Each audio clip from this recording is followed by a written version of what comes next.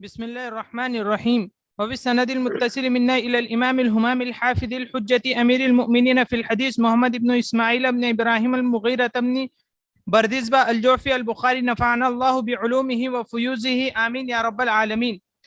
باب يصلي المغرب ثلاثا في السفر.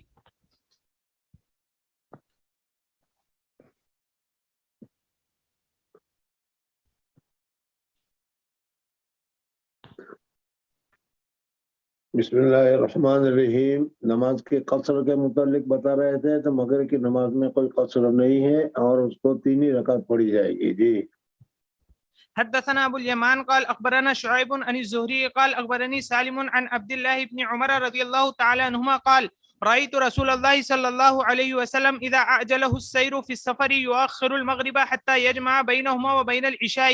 قال سالم وكان عبد الله بن عمر يفعله إذا أعجله السير.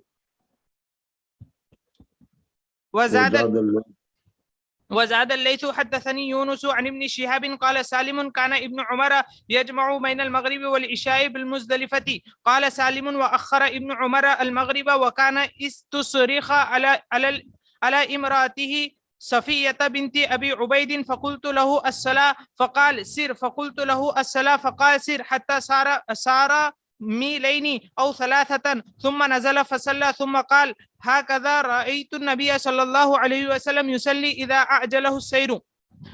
وقال عبد الله رأيت النبي صلى الله عليه وسلم إذا أعجله السير يقيم المغرب فيصليها 3 ثم يسلم ثم قلمها يلبث حتى يقيم العشاء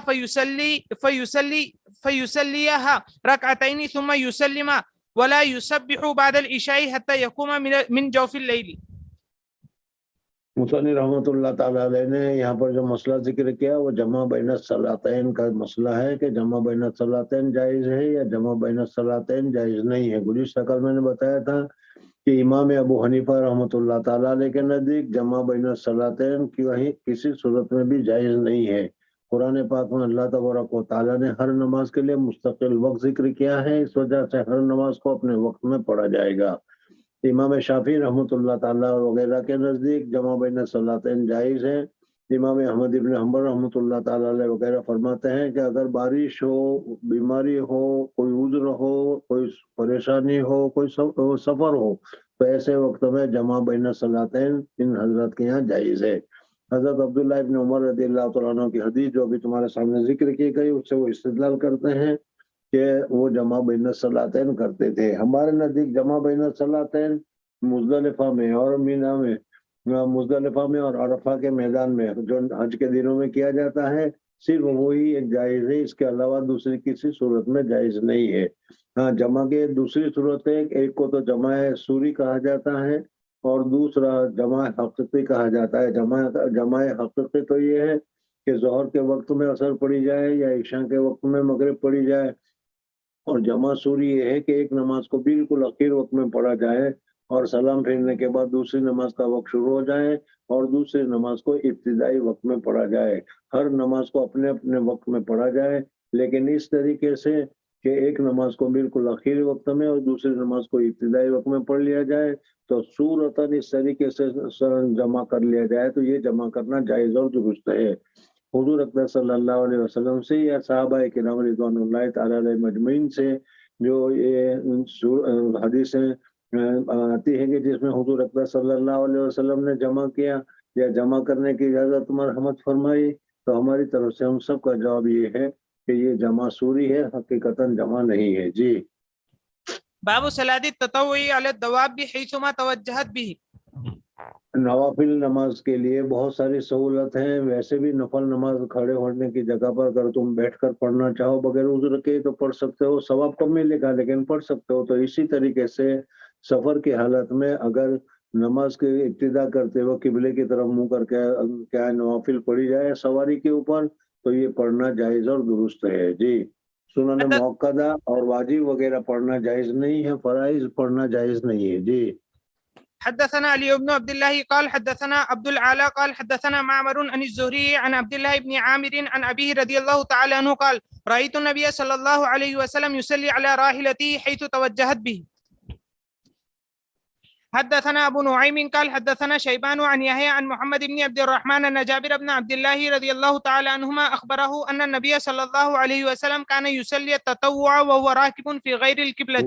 صلی اللہ علیہ وسلم نوافل کیا ہے وہ اونٹ کے اوپر یا سواری کے اوپر جب سفر میں ہوتے تھے یا باہر ہوتے تھے تو اس صورت میں اس کے اوپر اشارے کے ساتھ نماز پڑھتے تھے. اس لیے آج کل کے زمانے میں بھی اگر اسی طریقے سے کار وغیرہ میں تم سفر کر رہے ہو اور نوافل پڑھنا چاہ رہے ہو تو نوافل پڑھنا درست ہے. اس وقت ہر وقت قبلے کی طرف منہ کرنا کوئی ضروری نہیں ہے، اشارے کے ذریعے سے پڑھ سکتے ہو. جی.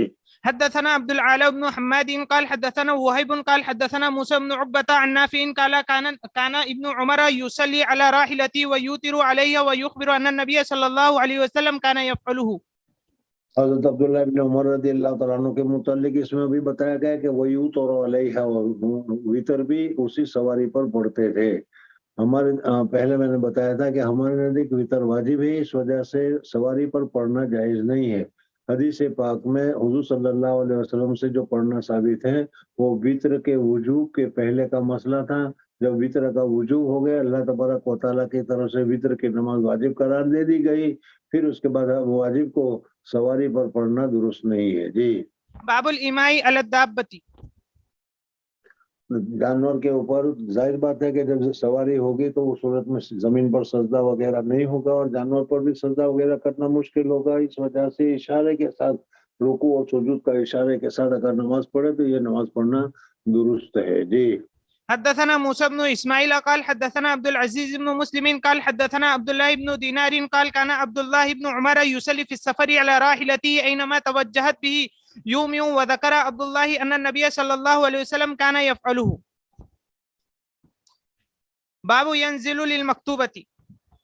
فرائض کے لیے اور اسی طریقے سے واجبات نماز کے لیے زمین پر پڑھنا ضروری ہے. سواری کے اوپر پڑھنا اور اشارے کے ساتھ بغیر عذر کے پڑھنا درست نہیں ہے. جی. حدثنا يحيى بن بكير قال حدثنا الليث عن عقيل عن ابن شهاب عن عبد الله بن عامر بن ربيعة أن عامر بن ربيعة رضي الله تعالى عنه أخبره قال رأيت رسول الله صلى الله عليه وسلم وهو على الراحلة يسبح يؤمئ برأسه قبل أي وجه توجه، ولم يكن رسول الله صلى الله عليه وسلم يصنع ذلك في الصلاة المكتوبة.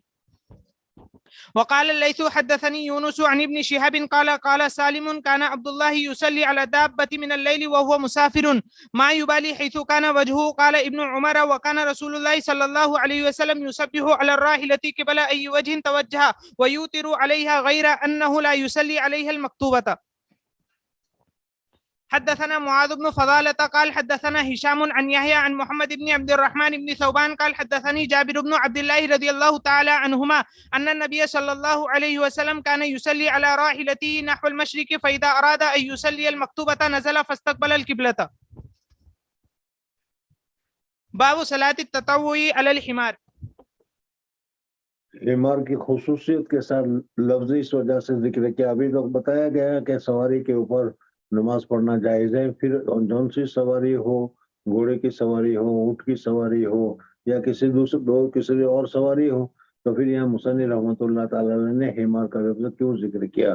تو اس کی وجہ یہ ہے کہ حمار کے متعلق چونکہ بتایا جاتا ہے کہ جب شیطان کو وہ دیکھتا ہے تو وہ ہنتا ہے، شیطان کے ساتھ اس کو نسبت ہے، اس وجہ سے کوئی یہ سمجھے کہ اس کے اوپر نماز پڑھنا جائز نہیں ہوگا.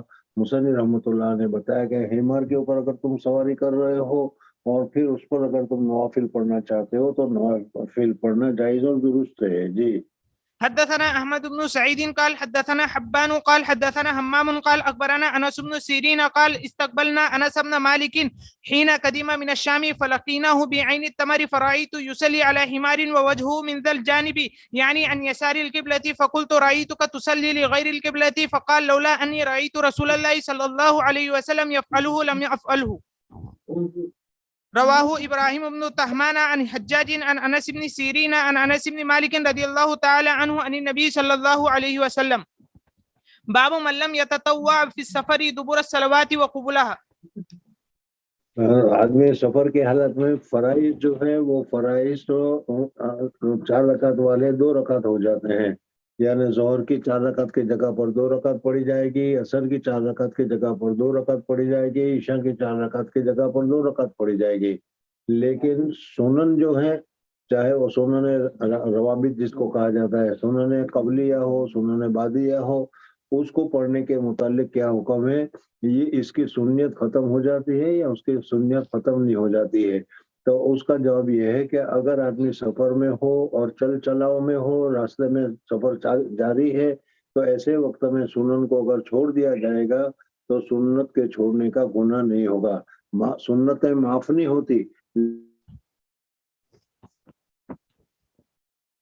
اور اگر سکون اور قرار کی جگہ پر ہے، مثلا مسافر ہے، کسی جگہ پر 2 دن 4 دن 5 دن ٹھہر رہا ہے اور وہاں وقت ہے، تو پھر وقت ہونے کی صورت میں اس کو سنتوں کو بھی ادا کرنا چاہیے۔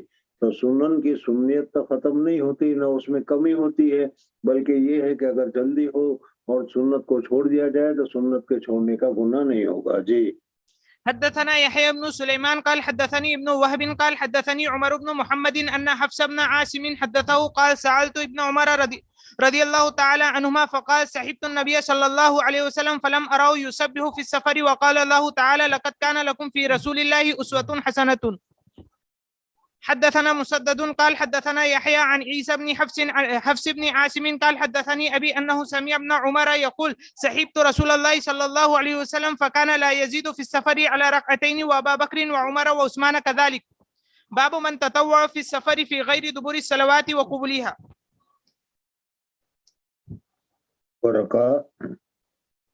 وركع النبي صلى الله عليه وسلم في السفر ركعتي الفجر. فجر کی 2 سنت ہے، وہ سنت موقدہ ہے، اور سنت موقدہ میں بھی سب سے زیادہ موقد ترین یہ سنت ہے۔ حدیث میں بھی فرمایا گیا ہے کہ وَلَدْ تَرَدَتْكُمُ الْخَيْلُ، اگر تم کو گھوڑے رون ڈالے تو بھی اس کو نہ چھوڑو۔ اس وجہ سے سفر کی حالت میں فجر کی 2 سنتیں ہیں، اس 2 سنتوں کو چھوڑا نہیں جائے گا۔ جی حدثنا حفص بن عمر قال حدثنا شعبة عن عمرو بن مرة عن ابن أبي ليلى قال ما أخبرنا أحد أنه رأى النبي صلى الله عليه وسلم صلى الضحى غير أم هاني ذكرت أن النبي صلى الله عليه وسلم يوم فتح مكة اغتسل في بيتها فصلى 8 ركعات فما رأيته صلى صلاة أخف منها غير أنه يتم الركوع والسجود۔ یعنی حضور اکرم صلی اللہ علیہ وسلم جب نوافل پڑھتے تھے تو بہت لمبی نفلیں پڑھا کرتے تھے، لیکن فتح مکہ کے دن جب حضور صلی اللہ علیہ وسلم نے یہ نفلیں پڑھی ہے تو مختصر پڑھی ہے، اور یہ ہمارے نزدیک کیا ہے؟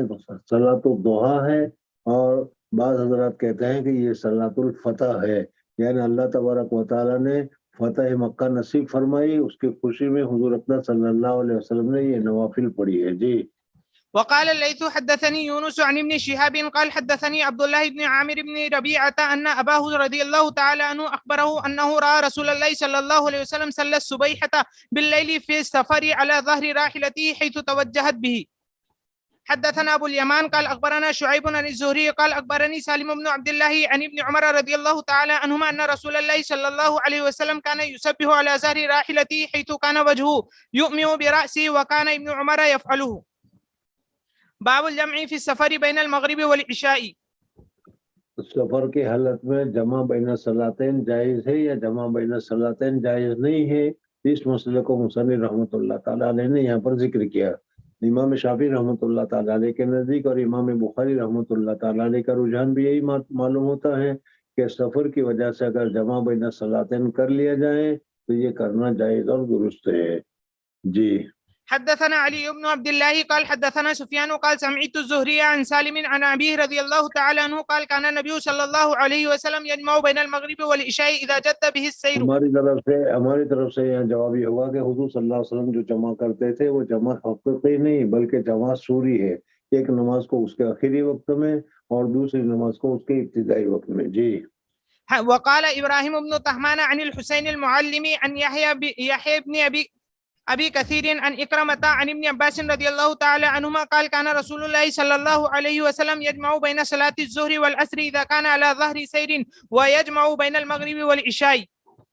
وعن حسين عن يحيى بن أبي كثير عن حفص بن عبيد الله بن أنس عن أنس بن مالك رضي الله تعالى عنه قال كان النبي صلى الله عليه وسلم يجمع بين صلاة المغرب والعشاء في السفر. وتابعه علي بن المبارك عن يحيى عن حفص عن أنس رضي الله تعالى عنه جمع النبي صلى الله عليه وسلم. باب هل يؤذن أو يقيم إذا جمع بين المغرب والعشاء؟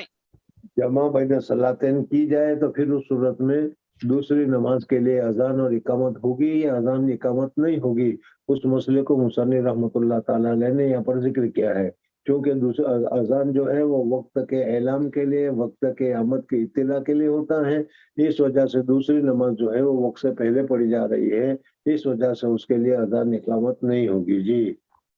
حدثنا ابو اليماني قال اخبرنا شعيب عن الزهري قال اخبرني سالم عن عبد الله بن عمر رضي الله تعالى عنهما قال رايت النبي صلى الله عليه وسلم اذا عجله السير في السفر يؤخر صلاه المغرب حتى يجمع بينهما وبين العشاء. قال سالم وكان عبد الله بن عمر يفعله اذا عجله السير يقيم المغرب فيصليها ثلاثا ثم يسلم ثم كلما يلبث حتى يقيم العشاء فيصليها ركعتين ثم يسلم ولا يسبح بينهما بركعه ولا بعد العشاء بسجدة حتى يقوم من جوف الليل. حدثني سفر میں ہوتے تھے اور سفر ان کا جاری ہوتا تھا، اس وجہ سے وہ سنن قبلیہ وغیرہ جو ہے اس کا اہتمام نہیں فرماتے تھے. جی. حدثني اسحاق قال اخبرني عبد الصمد قال حدثني حرب قال حدثنا يحيى قال حدثنا حفص بن عبيد الله ابن انس ان انسا حدثه ان رسول الله صلى الله عليه وسلم كان يجمع بين هاتين الصلاتين في السفر يعني المغرب والعشاء. باب يؤخر الظهر الى العصر اذا ارتحل قبل ان تزيغ الشمس. فيه ابن عباس اگر آدمی زوال سے پہلے سفر میں نکل جاتا ہے تو ظاہر بات ہے کہ زوال سے پہلے ظہر کا وقت ہوا نہیں، اس وجہ سے ابھی کوئی نماز وغیرہ نہیں پڑھی جائے گی، لیکن اگر زوال کے بعد سفر کر رہا ہے تو پھر اس صورت میں اس کو ظہر کی نماز پڑھ کر سفر شروع کرنی چاہیے. جی. فيه ابن عباس رضی اللہ تعالی عنہما عن النبی صلی اللہ علیہ وسلم. جب زوال سے پہلے سفر شروع کر دیا گیا ہے تو زوال کے بعد فوراً وہ نماز ظہر کی نماز پڑھنا ضروری نہیں ہے، اس کو مؤخر کر کے عصر سے پہلے پڑھا جائے، اس وجہ سے کہ اس کو سفر میں اترنا پڑے گا اور پھر اس کے بعد کیا ہے نماز پڑھنا ہی ہوئے تو اس صورت میں اس کو جانور یا سواری وغیرہ سے اترنا پڑے گا، اس وجہ سے ظہر کو مؤخر کرے اور عصر کو پہلے پڑھے، عصر کو ابتدائی وقت میں پڑھے. جی. حدثنا حسان الواسطي قال حدثنا المفضل بن فضالة عن عقيل عن ابن شهاب عن انس بن مالك رضي الله تعالى عنه قال كان رسول الله صلى الله عليه وسلم اذا ارتحل قبل ان تزيغ الشمس اخر الظهر الى وقت العصر ثم يجمع بينهما فاذا زاغت صلى الظهر ثم ركب. باب اذا ارتحل بعدما زاغت الشمس صلى الظهر ثم ركب. ظہر کے بعد اگر سفر شروع کرنا ہے تو چونکہ وقت ہو گیا ہے اس وجہ سے اپنی نماز پڑھ لے اور پڑھنے کے بعد سفر شروع کرے تاکہ کیا ہے راستے میں نماز کے لیے رکنے کی ضرورت نہ پیش آئے. جب عصر کا وقت آئے گا تو اس صورت میں پھر عصر کی نماز پڑھی جائے گی. جی. حدثنا قتيبة بن سعيد قال حدثنا المفضل بن فضالة عن عقيل عن ابن شهاب عن انس بن مالك رضي الله تعالى عنه قال كان رسول الله صلى الله عليه وسلم اذا ارتحل قبل ان تزيغ الشمس اخر الظهر الى وقت العصر ثم نزل فجمع بينهما فان زاغت الشمس قبل ان يرتحل صلى الظهر ثم ركب. باب صلاة القائد. اگر کوئی آدمی بیٹھ کر نماز پڑھ رہا ہے تو پھر بیٹھ کر نماز پڑھنا کب جائز ہے؟ کھڑا ہونا اس کے لیے مشکل ہو، چکر آ رہے ہو، گر جانے کا اندیشہ ہو یا کنٹرول نہ ہو، ایسے وقت میں اگر وہ بیٹھ کر نماز پڑھے تو پھر بیٹھ کر نماز پڑھنا درست ہے. جی. حدثنا قتيبة بن سعيد عن مالك عن هشام بن عروة عن أبيه عن عائشة رضي الله تعالى عنها أنها قالت صلى رسول الله صلى الله عليه وسلم في بيته وهو شاك فصلى جالسا وصلى وراءه قوم قياما. حضور اقدس صلی اللہ علیہ وسلم کو کیا ہے تکلیف تھی، شکایت تھی، بیماری تھی، کمزوری تھی، اس وجہ سے فصلى جالسا فأشار إليهم أن فصلى جالسا وصلى وراءه قوم. کئی مرتبہ یہ آ گیا تھا کہ حضور اقدس صلی اللہ علیہ وسلم ایک مرتبہ گھوڑے پر سوار تھے، گھوڑے سے سوار سے پھسل گئے، گر گئے، جس کی وجہ سے حضور اقدس صلی اللہ علیہ وسلم کے پاؤں مبارک میں چوٹ آ گئی. اس وقت حضور اقدس صلی اللہ علیہ وسلم کیا ہے ایک چھجے میں آرام فرما رہے تھے. صحابہ کرام رضوان اللہ تعالیٰ علیہ مجمعین رضوان اللہ تعالیٰ علیہ اجمعین حضور اقدس صلی اللہ علیہ وسلم کی عیادت کے لیے آتے تھے. نماز کا وقت ہو گیا، نماز پڑھنے لگے. حضور صلی اللہ علیہ وسلم پاؤں میں تکلیف کی وجہ سے کھڑے نہیں ہو سکتے تھے، بیٹھ کر نماز پڑھی. اور صحابہ کو کہا کہ جب تم امام کے ساتھ نماز پڑھو اور امام بیٹھ کر نماز پڑھے تو تمہیں بھی امام کی اقتداء کرنی چاہیے، بیٹھ کر نماز پڑھنی چاہیے. لیکن پھر اس کے بعد جب مرض الموت کا واقعہ ہوا اور اس وقت حضور صلی اللہ علیہ وسلم مسجد میں تشریف لے گئے. حضرت ابوبکر صدیق رضی اللہ تعالیٰ عنہ نماز پڑھا رہے تھے. حضور اقدس صلی اللہ علیہ وسلم نے بیٹھ کر نماز پڑھائی اور صحابہ کرام رضوان اللہ تعالیٰ علیہ اجمعین نے اور حضرت ابوبکر صدیق رضی اللہ تعالیٰ عنہ نے حضور اقدس صلی اللہ علیہ وسلم کی اقتداء کی.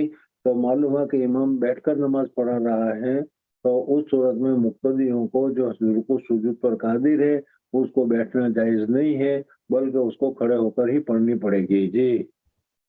فصلى جالسا وصلى وراءه قوم قياما فأشار إليهم أن اجلسوا فلما انصرف قال إنما جعل الإمام ليؤتم به فإذا ركع فاركعوا وإذا رفع فارفعوا. حدثنا ابو نعيم قال حدثنا ابن عيينة عن الزهري عن انس بن مالك رضي الله تعالى عنه قال سقط رسول الله صلى الله عليه وسلم من فرس فخدش او فجوحش شقه الايمن فدخلنا عليه نعوده فحضرت الصلاة فصلى قائدا فصلينا قعودا وقال انما جعل الامام ليؤتم به فاذا كبر فكبروا واذا ركع فاركعوا واذا رفع فارفعوا واذا قال سمع الله لمن حمده فقولوا اللهم ربنا ولك الحمد. حدثنا اسحاق بن منصور قال اخبرنا میں نے بتایا تھا کہ ربنا لک الحمد پر ہم صرف اکتفا کرتے ہیں. جائز ہے, منع نہیں ہے, لیکن کیا پورا جو ہے وہ اس حدیث میں ذکر کیا گیا ہے اللہم ربنا ولک الحمد, اس وجہ سے یہ پورا پڑھنا چاہیے. جی. حدثنا اسحاق بن منصور قال اخبرنا روح بن عبادة قال اخبرنا حسين عن عبد الله بن بريدة عن عمران بن حسين رضي الله تعالى عنهما انه سأل النبي صلى الله عليه وسلم وحدثنا اسحاق قال اخبرنا عبد الصمد قال سمعت ابي قال حدثنا الحسين عن ابن بريدة قال حدثني عمران بن حسين وكان مبصورا قال سألت رسول الله صلى الله عليه وسلم عن صلاة الرجل قاعدا فقال ان صلى قائما فهو افضل ومن صلى قاعدا فله نصف اجر القائم ومن صلى نائما فله نصف اجر القائد. باب صلاة القائد بالإيماء. اگر بیٹھ کر اشارہ کر کے پڑھنا. جی. حدثنا ابو معمر قال حدثنا عبد الوارث قال حدثنا حسين المعلم عن عبد الله بن بريدة ان عمران بن حسين. آدمی میں یہ تو مسئلہ معلوم ہے کہ اگر آدمی میں صحت ہو, قوت ہو تو کھڑے ہو کر اطمینان کے ساتھ رکوع اور سجود کے ساتھ نماز پڑھنی چاہیے. لیکن اگر کیا ہے کوئی بیمار ہے تو بیماری کی حالت میں اگر کھڑا ہونے میں تکلیف ہے تو پھر اس صورت میں بیٹھ کر پڑھنا جائز اور درست ہے. آج کل جو مسئلہ چل پڑا ہے کہ جہاں جا کر دیکھو اس کرسی کے اوپر بیٹھ کر پڑھ لیتے ہیں, تو اس کے متعلق یہ یاد رکھیں کہ اگر پاؤں میں رکوع کرنے میں تکلیف ہو, سجدہ کرنے میں تکلیف ہو تو پھر اس صورت میں اشارے کے ساتھ نماز پڑھنا جائز ہے. اور اس صورت میں جس طریقے سے زمین پر بیٹھ کر پڑھا جائے اس طریقے سے زمین پر بیٹھ کر اشارے کے ساتھ نماز پڑھنا چاہیے. یہ سنت کے زیادہ قریب ہے. لیکن اگر نیچے بیٹھنے میں بھی تکلیف ہو یا نیچے نہیں بیٹھ سکتا یا بیٹھ گیا تو پھر اٹھ نہیں سکتا, تو ایسی صورت میں ایسی حالت میں کرسی کے اوپر بیٹھ کر نماز پڑھنے کی اجازت ہے. موجودہ زمانے میں ایک فیشن سا ہو گیا ہے, ہر مسجد میں جا کر دیکھو تو کرسیوں کی بھی لائن لگی ہوئی ہوتی ہے. اب ہر ایک کو تو کیسے پوچھا جائے, اس وجہ سے کیا ہے یہ صورت بتا دی جائے کہ سب سے زیادہ افضل اور سب سے زیادہ بہتر جو ہے وہ کھڑے ہو کر قدرت کے ساتھ نماز پڑھنی ہے.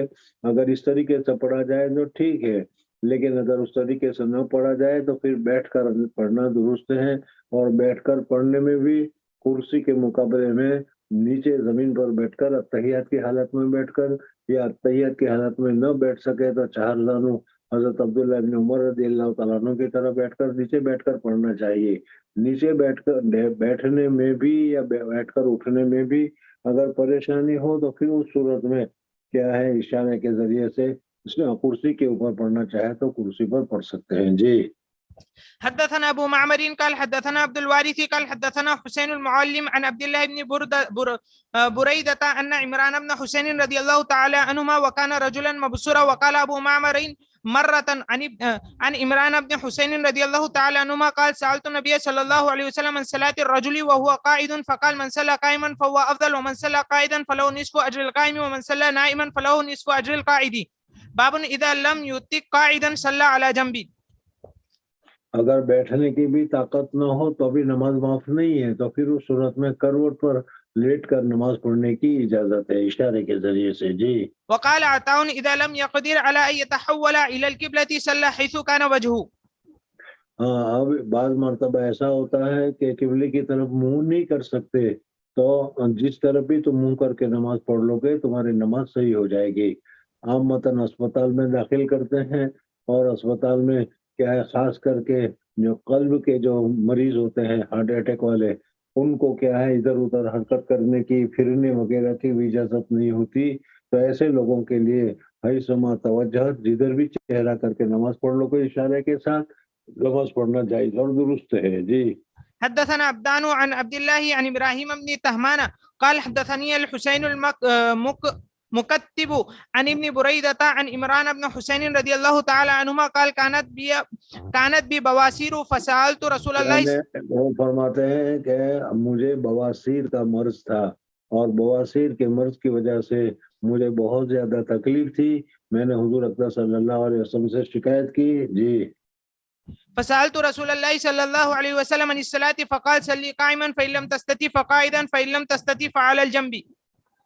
باب إذا صلى قائدا ثم صح أو وجد خفة تمم ما بقي. نماز پڑھ رہے تھے اور نماز پڑھتے پڑھتے تمہیں ذوق تھا کمزوری تھی کھڑے ہو کر نہیں پڑھ سکتے تھے اس وجہ سے تم نے بیٹھ کر پڑھا اور پھر اس کے بعد تمہارے اندر قدرتی طاقت آ گئی ہمت آ گئی اور تم نے کیا کھڑے ہو کر نماز پڑھ سکتے ہو. تو پھر اس صورت میں اسی وقت کھڑے ہو کر نماز جتنی نماز بھی باقی رہی ہو اس کو کھڑے ہو کر پورا کرنا چاہیے. جی وقال الحسن إن شاء المريض صلى ركعتين قاعدا وركعتين قائما. حدثنا عبد الله بن يوسف قال أخبرنا مالك عن هشام بن عروة عن أبيه عن عائشة أم المؤمنين رضي الله تعالى عنها أنها أخبرته أنها لم ترى رسول الله صلى الله عليه وسلم يصلي صلاة الليل قائدا قط حتى سنة وكان يقرأ قائدا. حضور اکرم صلی اللہ علیہ وسلم تہجد بھی کھڑے ہو کر پڑھتے تھے اور بہت لمبی تہجد پڑھتے تھے کہ جس کی وجہ سے پاؤں مبارک پر ورم بھی آ جایا کرتا تھا. تو نفل ہونے کی وجہ سے بیٹھ کر پڑھنا جائز ہے تو حضور اکرم صلی اللہ علیہ وسلم بیٹھ کر نہیں پڑھتے تھے. دوسری بات یہ ہے کہ ہم لوگ اگر نفل بیٹھ کر پڑھتے ہیں تو آدھا ثواب ملتا ہے لیکن حضور اکرم صلی اللہ علیہ وسلم کی یہ خصوصیت تھی کہ حضور اکرم صلی اللہ علیہ وسلم بیٹھ کر بھی پڑھتے تو بھی آپ کو پورا ثواب ملتا تھا. جی لیکن اس کے باوجود حضور صلی اللہ علیہ وسلم نے تہجد کی نماز کو بیٹھ کر نہیں پڑھا. جی فكان يقرأ قاعدا حتى إذا أراد أن يركع قام فقرأ نحو من 30 أو 40 آية ثم ركع. اس طریقے سے کہ حضور اکرم صلی اللہ علیہ وسلم طویل قرات کرتے تھے اور ظاہر بات ہے کہ طویل قرات کرنے میں تکلیف ہو تو کھڑا ہونے میں تکلیف ہو تو اس کی صورت یہ ہے کہ الحمد وغیرہ پڑھ کر بیٹھ جائیں اور بیٹھنے کے بعد بیٹھ کر قرآن پاک کی تلاوت کرتا رہے آدھا پارا پون پارا ایک پارا جتنا اس کو تلاوت کرنا ہے اور پھر جب رکوع کرنے کا ارادہ ہو تو پھر بیٹھا ہوا کھڑا ہو جائے اور کھڑے ہو کر کچھ آیتیں پڑھے اور پڑھ کر پھر رکوع کرے.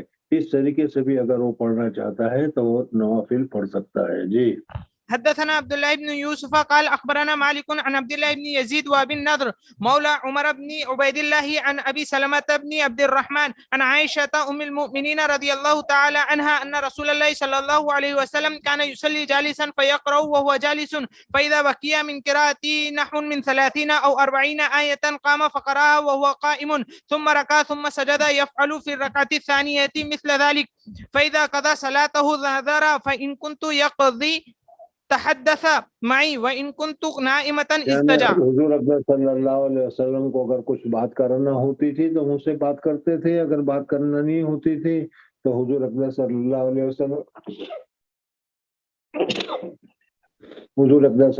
علیہ وسلم آرام فرماتے تھے. جی کتاب التہجد. مصنف رحمۃ اللہ تعالی علیہ اب یہاں سے تہجد کے متعلق نماز کو بیان کرتے ہیں اور تہجد کے فضائل جو ہے تہجد کا طریقہ ہے تہجد کی رکعتیں وغیرہ ہیں یا حضور اکرم صلی اللہ علیہ وسلم اور صحابہ کرام رضوان اللہ تعالی علیہ اجمعین تہجد کس طریقے سے پڑھتے تھے اس کو ذکر کر رہے ہیں. نوافل میں سب سے زیادہ افضل اور سب سے زیادہ اونچا درجہ جو ہے وہ تہجد کا ہے.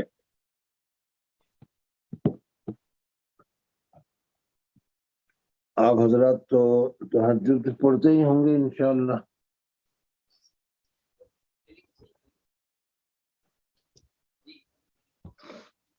ارے جلدی کرو مجھے دیر ہو رہی ہے. بسم اللہ الرحمن الرحیم. باب التہجد باللیل. میں نے کوئی سوال پوچھا آپ حضرات سے. جی نہیں ہوتی. بعض بچوں کی ہوتی ہے، بعض راندیر میں تہجد نہیں ہوتی ہوں.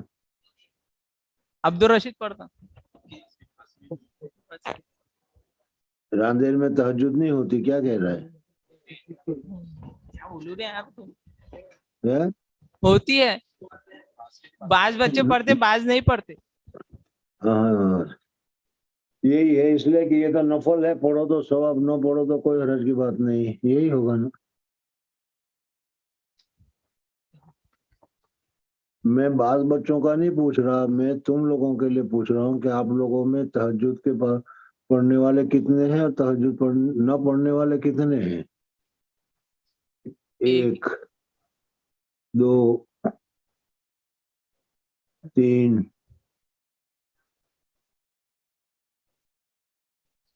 دیکھ لیا، 1 2 3 بس. جی مصنف رحمۃ اللہ تعالی علیہ تہجد کے متعلق یہاں تفصیلات ذکر کر رہے ہیں، اور وہ تفصیلات ابھی عنقریب آگے آئے گی. میں آپ حضرات سے یہ گزارش کرتا ہوں کہ سب سے زیادہ افضل اور بہتر تو یہ ہے، جیسے میں نے ابھی بتایا کہ نوافل میں سب سے زیادہ افضل نماز جو ہے وہ تہجد کی ہے، اور جس کو اللہ تبارک و تعالیٰ کے ساتھ عشق ہو، محبت ہو، وہ تہجد کو چھوڑتا نہیں ہے. سمجھ میں آئے نا؟ حضور اکبر صلی اللہ علیہ وسلم تہجد میں کتنی محنت کرتے تھے، کس طریقے سے پڑھتے تھے، وہ سارا تمہارے سامنے بھی آ رہا ہے. لیکن ہمیں بھی حضور اکبر صلی اللہ علیہ وسلم کے طریقے کے اوپر عمل کرنا چاہیے. اس وجہ سے حضرت ابو ہریرہ رضی اللہ تعالیٰ عنہ کو حضور اکبر صلی اللہ علیہ وسلم نے وطر میں بتایا تھا، ایک طریقہ بتایا تھا کہ سونے سے پہلے تم وطر پڑھ لیا کرو. یاد آ گیا؟ جی. تہجد کا وقت جو شروع ہوتا ہے وہ عشاء کے فرض کے بعد شروع ہو جاتا ہے اور صبح صادق تک رہتا ہے، اور صبح صادق یعنی آخری وقت میں پڑھنا یہ اس کا افضل وقت ہے.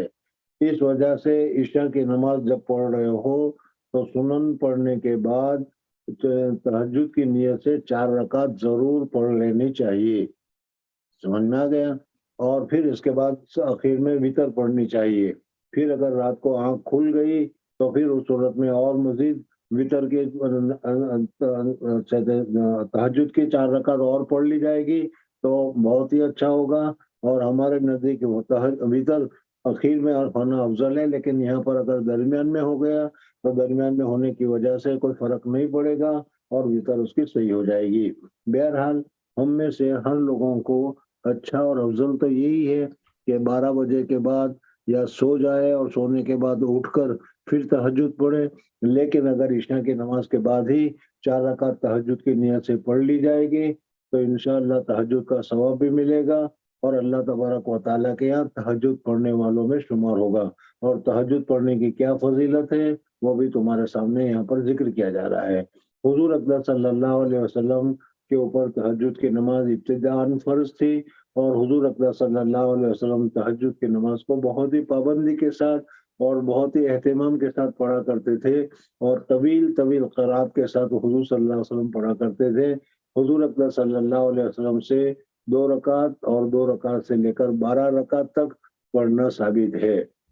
لیکن عامةً حضور اکبر صلی اللہ علیہ وسلم 8 رکعت تہجد کی پڑھا کرتے تھے.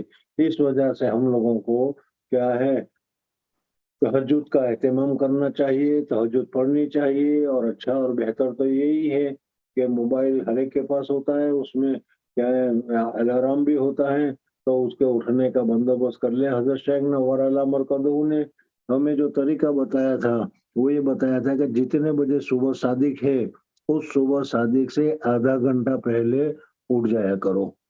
سمجھ میں آئے نہیں؟ اور آدھا گھنٹہ پہلے اٹھ کر وضو وغیرہ کر کے کم سے کم 4 رکعت تو تہجد پڑھی جائے گی، اور یہ افضل وقت میں ہوگا اور بہتر وقت میں ہوگا.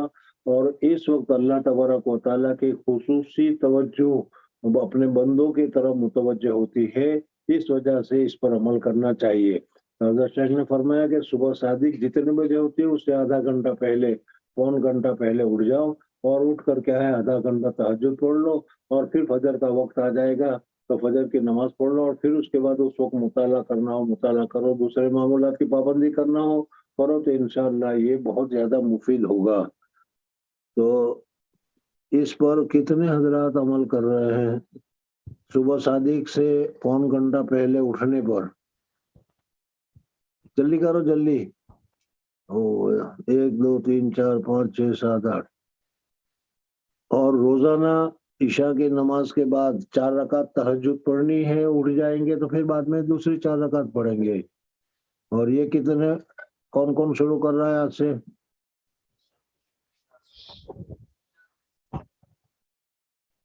جو شرما شرمی میں ہاتھ اٹھا رہے ہیں ان کو کہو کہ چھوڑ دو، شرما شرمی میں ہاتھ اٹھانے کی ضرورت نہیں.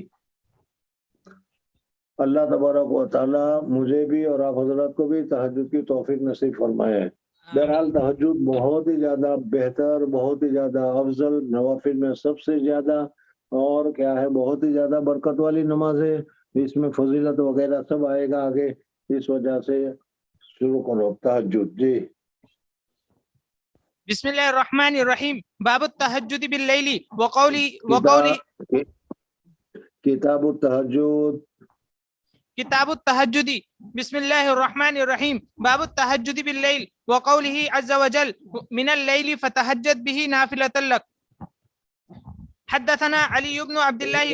حضور اکرم صلی اللہ علیہ وسلم پر ابتداءً تہجد کی نماز بھی لازم اور ضروری تھی. پھر اس کے بعد حضور اکرم صلی اللہ علیہ وسلم کو بھی اس صورت میں آسانی کر دی گئی، اور تہجد کی نماز حضور صلی اللہ علیہ وسلم کے لیے بھی نفل کا درجہ ہو گئی، نافلۃ لک. جی حدثنا علی بن عبد الله قال حدثنا سفیان قال حدثنا سلیمان بن ابی مسلم عن طاووس سمع ابن عباس رضی اللہ تعالی عنہما قال كان رسول الله صلی اللہ علیہ وسلم اذا قام من الليل يتهجد قال اللهم لك الحمد انت قيم السماوات والارض ومن فيهن ولك الحمد ان انت نور السماوات والارض ومن فيهن ولك الحمد انت ملك السماوات والارض ومن فيهن ولك الحمد انت الحق ووعدك الحق ولقاؤك حق وقولك حق والجنة حق والنار حق والنبيون حق ومحمد حق والساعة حق. اللهم لك اسلمت وبك آمنت وعليك توكلت واليك انبت وبك خاصمت واليك حاكمت فاغفر لي ما قدمت وما اخرت وما اسررت وما اعلنت انت المقدم وانت المؤخر لا اله الا انت او لا اله غيرك. قال سفيان وزاد عبد الكريم ابو امية ولا حول ولا قوة الا بالله. قال سفيان قال سليمان بن ابي مسلم سمعه من طاووس عن ابن عباس رضي الله تعالى عنهما عن النبي صلى الله عليه وسلم. تہجد کا وقت عبادت کا وقت ہے، نوافل کا وقت ہے، اور دعا مانگنے کا وقت ہے. اس وقت جو دعائیں اللہ تبارک و تعالیٰ سے مانگی جاتی ہے، اللہ تبارک و تعالیٰ پوری طرح متوجہ ہوتے ہیں. اس وجہ سے اس وقت خصوصیت کے ساتھ دعا مانگنا چاہیے. حضرت شیخ نور اللہ مرکزو فرمایا کرتے تھے کہ حضرت شیخ مدنی رحمۃ اللہ تعالیٰ علیہ ہمارے گھر میں آتے تھے والد صاحب کے زمانے میں، تو وہ تہجد کے وقت اٹھ کر اتنا روتے تھے کہ کیا ہے ہچکیاں بن جایا کرتی تھی. حضرت شیخ فرماتے کہ میں چھوٹا سا تھا اور حضرت کے ساتھ بے تکلفی تھی، تو اس صورت میں یہ کہا کرتا تھا کیوں رو رہے ہیں، بیوی یاد آ رہی ہے کیا. بہرحال حضرت کا اپنا تعلق تھا حضرت مدنی کے ساتھ، لیکن یہ ہے کہ وہ کہنے کا مقصد یہ ہے کہ بزرگان دین تہجد کے وقت میں اپنے گناہوں کو، اپنی امت کی اور حضور صلی اللہ علیہ وسلم کی امتوں کے لیے بہت ہی زیادہ دعا کیا کرتے ہیں، اور بہت زیادہ دعائیں ہیں. یہ دعا جو بھی تمہارے سامنے گزری یہ بھی بہت ہی متبرک جامع دعا ہے. اس کے علاوہ حزب الاعظم نامی جو کتاب ہے اس میں جتنی دعائیں ہیں وہ ساری حضور اکرم صلی اللہ علیہ وسلم سے منقول ہیں. اس اور جو دعائیں حضور اکرم صلی اللہ علیہ وسلم سے منقول ہیں ان دعاؤں میں بہت ہی زیادہ خیر اور برکت ہے. حضور صلی اللہ علیہ وسلم نے کوئی ایسی دعا نہیں چھوڑی جو مانگنی چاہیے. اس وجہ سے حضور صلی اللہ علیہ وسلم کی دعاؤں کو اور تہجد کے وقت میں دعا کا زیادہ اہتمام کرنا چاہیے اور دعائیں مانگتے رہنا چاہیے. جی باب فضل قیام اللیل. چلنا جلدی پڑھنا. حدثنا عبد الله بن محمد قال حدثنا هشام قال اخبرنا معمر وحدثني محمود قال حدثنا عبد الرزاق قال اخبرنا معمر عن الزهري عن سالم عن ابي رضي الله تعالى عنه قال كان الرجل في حياة النبي صلى الله عليه وسلم اذا راى رؤيا قصها على رسول الله وسلم کے زمانے میں اگر کوئی صحابی وغیرہ، اصل میں فجر کی نماز کے بعد حضور اقدس صلی اللہ علیہ وسلم کا عامةً معمول یہ تھا کہ فجر کی نماز کے بعد حضور اقدس صلی اللہ علیہ وسلم مصلیوں کی طرف منہ کر کر تشریف فرما ہوتے تھے اور فرماتے تھے بھائی کسی نے کوئی خواب دیکھا ہو تو بتاؤ. خود کوئی خواب دیکھا ہوتا تھا حضور اقدس صلی اللہ علیہ وسلم وہ بتاتے تھے. تو بہرحال اس طریقے سے حضور اقدس صلی اللہ علیہ وسلم صحابہ کرام رضوان اللہ تعالیٰ علیہم کی طرف متوجہ ہو جاتے تھے اور فرماتے تھے اذا رأى رؤيا قصها على رسول اللہ صلی اللہ علیہ وسلم. صحابہ میں سے اگر کسی نے کوئی خواب دیکھا ہوتا تو حضور اقدس صلی اللہ علیہ وسلم کے بعد فجر کی نماز کے بعد وہ بیان کرتے تھے. جی. فتمنيت ان ارى رؤيا فاقصها على رسول الله صلی اللہ علیہ وسلم. حضرت عبداللہ ابن عمر رضی اللہ تعالیٰ عنہ نوجوان بچے تھے، وہ کہتے تھے کہ میں لوگوں کو سنتا تھا، کوئی کہتا میں نے یہ خواب دیکھا، میں نے یہ خواب دیکھا، میں نے یہ خواب دیکھا. تو حضرت عبداللہ ابن عمر رضی اللہ تعالیٰ عنہ فرماتے ہیں کہ مجھے بھی یہ خواہش تھی کہ کاش کہ میں بھی کوئی خواب دیکھتا اور حضور اقدس صلی اللہ علیہ وسلم کی خدمت میں رویا تعبیر کے لیے میں پیش کرتا تو کتنا اچھا ہوتا. میری تمنا تھی میں کوئی خواب دیکھتا، لیکن یہ خواب دیکھنا ہمارے اختیار میں نہیں ہے. اصل میں جب روح یہاں سے نکلتی ہے، آدمی جب سوتا ہے تو سونے کی وجہ سے روح کا تعلق بدن سے کم ہو جاتا ہے اور کیا ہے روح ملائے اعلیٰ کی طرف صعود اختیار کرتی ہے، چڑھتی ہے وہ. اور اگر وضو کے ساتھ سویا ہوا ہے تو اللہ تبارک و تعالیٰ کے حضور میں جب پہنچتی ہے تو اس کو سجدہ کرنے کی اجازت ہوتی ہے، وہ سجدہ کر لیتی ہے. اور اگر کیا ہے وضو کے ساتھ نہیں ہوتی تو پھر سجدہ کرنے کی اجازت نہیں ہوتی. اور پھر ملائے اللہ تبارک و تعالیٰ جس کو چاہتا ہے وہی روک لیتا ہے اور جس کو چاہتا ہے روح کو واپس بھیج دیتا ہے. تو جانے میں اور آنے میں اللہ تبارک و تعالیٰ اس روح کو کیا ہے راستے میں صورت مثالیہ میں چند چیزیں اس کو دکھلا دیتے ہیں. یہ وہ خواب ہے جو آدمی دیکھتا ہے اور سچے خواب ہیں جس کی کیا ہے تعبیر وغیرہ ہوتی ہے. ورنہ کتاب الرؤیا میں آئے گا آگے کہ بعض مرتبہ آدمی بلی کے خواب میں چھچڑے کی طرح جو تصور کرتا ہے، جو خواہش کرتا ہے وہی خواب میں دکھائی دیتا ہے. اور بعض مرتبہ شیطانی کیا ہے اثرات کی وجہ سے بھی خواب دیکھتے ہیں. خواب مختلف وجوہات سے ہوتے ہیں، اس لیے تعبیر رؤیا میں جو صحیح خواب ہوتا ہے، جو صورت مثالیہ کو جاتے یا آتے ہوئے اللہ تبارک و تعالیٰ کسی روح کو دکھلا دیتے ہیں، وہ خواب صحیح ہوتا ہے. جی. وکنت غلاما شابا وکنت انا. حضرت عبداللہ ابن عمر رضی اللہ فرماتے ہیں کہ میں بالکل نوجوان بچہ تھا. میں نے پہلے بھی حدیث میں گزرا تھا کہ حضرت عبداللہ ابن عمر رضی اللہ تعالیٰ عنہ شادی سے پہلے مسجد ہی میں لیٹا کرتے تھے اور پھر اس کے بعد کیا ہے اپنے گھروں میں لیٹنے لگے. غزوہ بدر کے موقع پر چونکہ وہ بالغ نہیں تھے اس وجہ سے غزوہ بدر میں شریک نہیں ہو سکے، لیکن غزوہ احد میں وہ شریک ہو گئے تھے. غزوہ احد کے وقت گویا کہ ان کی عمر 15 سال کی تھی. جی. وكنت انام في المسجد على عهد رسول الله صلی اللہ علیہ وسلم فرأيت في النوم كأن ملكين اخذاني فذهب بي الى النار. اب اس کے بعد ان کی تمنا بھی تھی اور تمنا اللہ تعالیٰ نے پوری بھی کی. مسجد نبوی میں رات کو لیٹے ہوئے تھے کہ انہوں نے خواب دیکھا کہ 2 آدمی آئے ان کو اور لے کر ان کو چلنے لگے اور کیا ہے ان کو بہت ساری سیر کروائی. ایک جگہ پر تنور کی طرح لگا ہوا تھا، اس تنور کو ڈھانپا ہوا تھا. وہاں پر حضرت عبداللہ ابن عمر رضی اللہ تعالیٰ عنہ کو آدمی لے گئے اور پھر اس صورت میں وہ دکھلایا تو وہ جہنم تھی. حضرت عبداللہ ابن عمر رضی اللہ تعالیٰ عنہ کو ڈر لگا کہ کہیں جہنم میں مجھے نہ ڈال دے یا مجھے جہنم میں نہ جانا پڑے. تو اللہ تبارک و تعالیٰ سے انہوں نے کیا ہے پناہ بھی چاہی اور پھر اس کے بعد آنکھ کھل گئی. تو حضرت حفصہ رضی اللہ تعالیٰ عنہ کو کہا اور حضرت حفصہ رضی اللہ تعالیٰ عنہ نے حضور صلی اللہ علیہ وسلم سے اس کی تعبیر پوچھی تو حضور اکبر صلی اللہ علیہ وسلم نے اس کی تعبیر میں خلاصے کے طور پر فرمایا کہ عبداللہ اچھا آدمی ہے لیکن اگر وہ تہجد پڑھے تو کتنا اچھا ہو، تہجد پڑھنی چاہیے. تو اس وجہ سے پھر حضرت عبداللہ ابن عمر رضی اللہ تعالیٰ عنہ حضور اکبر صلی اللہ علیہ وسلم کی یہ خواہش تھی، اس خواہش کو پورا کرنے کے لیے زندگی بھر بڑی پابندی کے ساتھ بڑے اہتمام کے ساتھ وہ تہجد پڑھتے رہے. جی. فذهب بي الى النار فاذا هي مطوية كطي البير فاذا لها قرنان فاذا فيها اناس قد عرفتهم فجعلت اقول اعوذ بالله من النار. قال فلقينا ملك اخر فقال لي لم ترى فقصصتها على حفصة فقصتها حفصة على رسول الله صلى الله عليه وسلم فقال دوسرے فرشتے نے کہا تم گھبرانے کی ضرورت نہیں ہے، اللہ تبارک و تعالیٰ تمہیں اس میں داخل نہیں کریں گے. حضرت حفصہ کو میں نے کہا یہ خواب کے تعبیر پوچھنا، تو حضور صلی اللہ علیہ وسلم سے انہوں نے تعبیر پوچھی، تو حضور صلی اللہ علیہ وسلم نے تعبیر میں فرمایا کہ نعم الرجل عبد الله لو كان يصلي من الليل.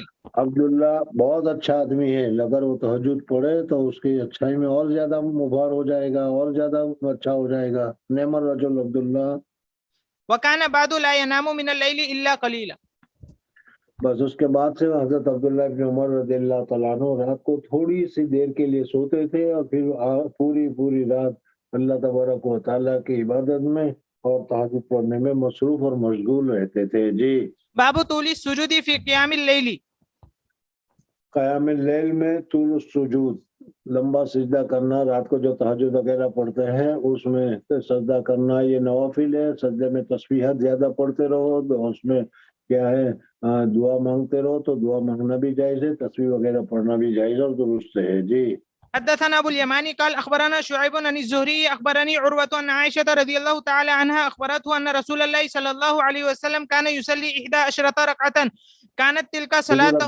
حضور اقدس صلی اللہ علیہ وسلم میں نے ابھی بتایا تھا، یا ابھی میں بتاؤں گا کہ حضور اقدس صلی اللہ علیہ وسلم کا جو تہجد کا معاملہ تھا وہ میں نے ابھی بتایا کہ حضور اقدس صلی اللہ علیہ وسلم پر پہلے فرض تھا، پھر حضور اقدس صلی اللہ علیہ وسلم سے تہجد کیا ہے فرضیت ختم کی گئی، اور حضور اقدس صلی اللہ علیہ وسلم بہت ہی اہتمام کے ساتھ نوافل پڑھتے رہتے تھے، تہجد پڑھتے رہتے تھے. اور حضور اقدس صلی اللہ علیہ وسلم نے تہجد کا وقت جو ہوتا ہے ہمارے نزدیک شروع ہو جاتا ہے عشاء کی نماز پڑھنے کے بعد. تہجد کا وقت شروع ہو گیا اور صبح صادق تک باقی رہتا ہے.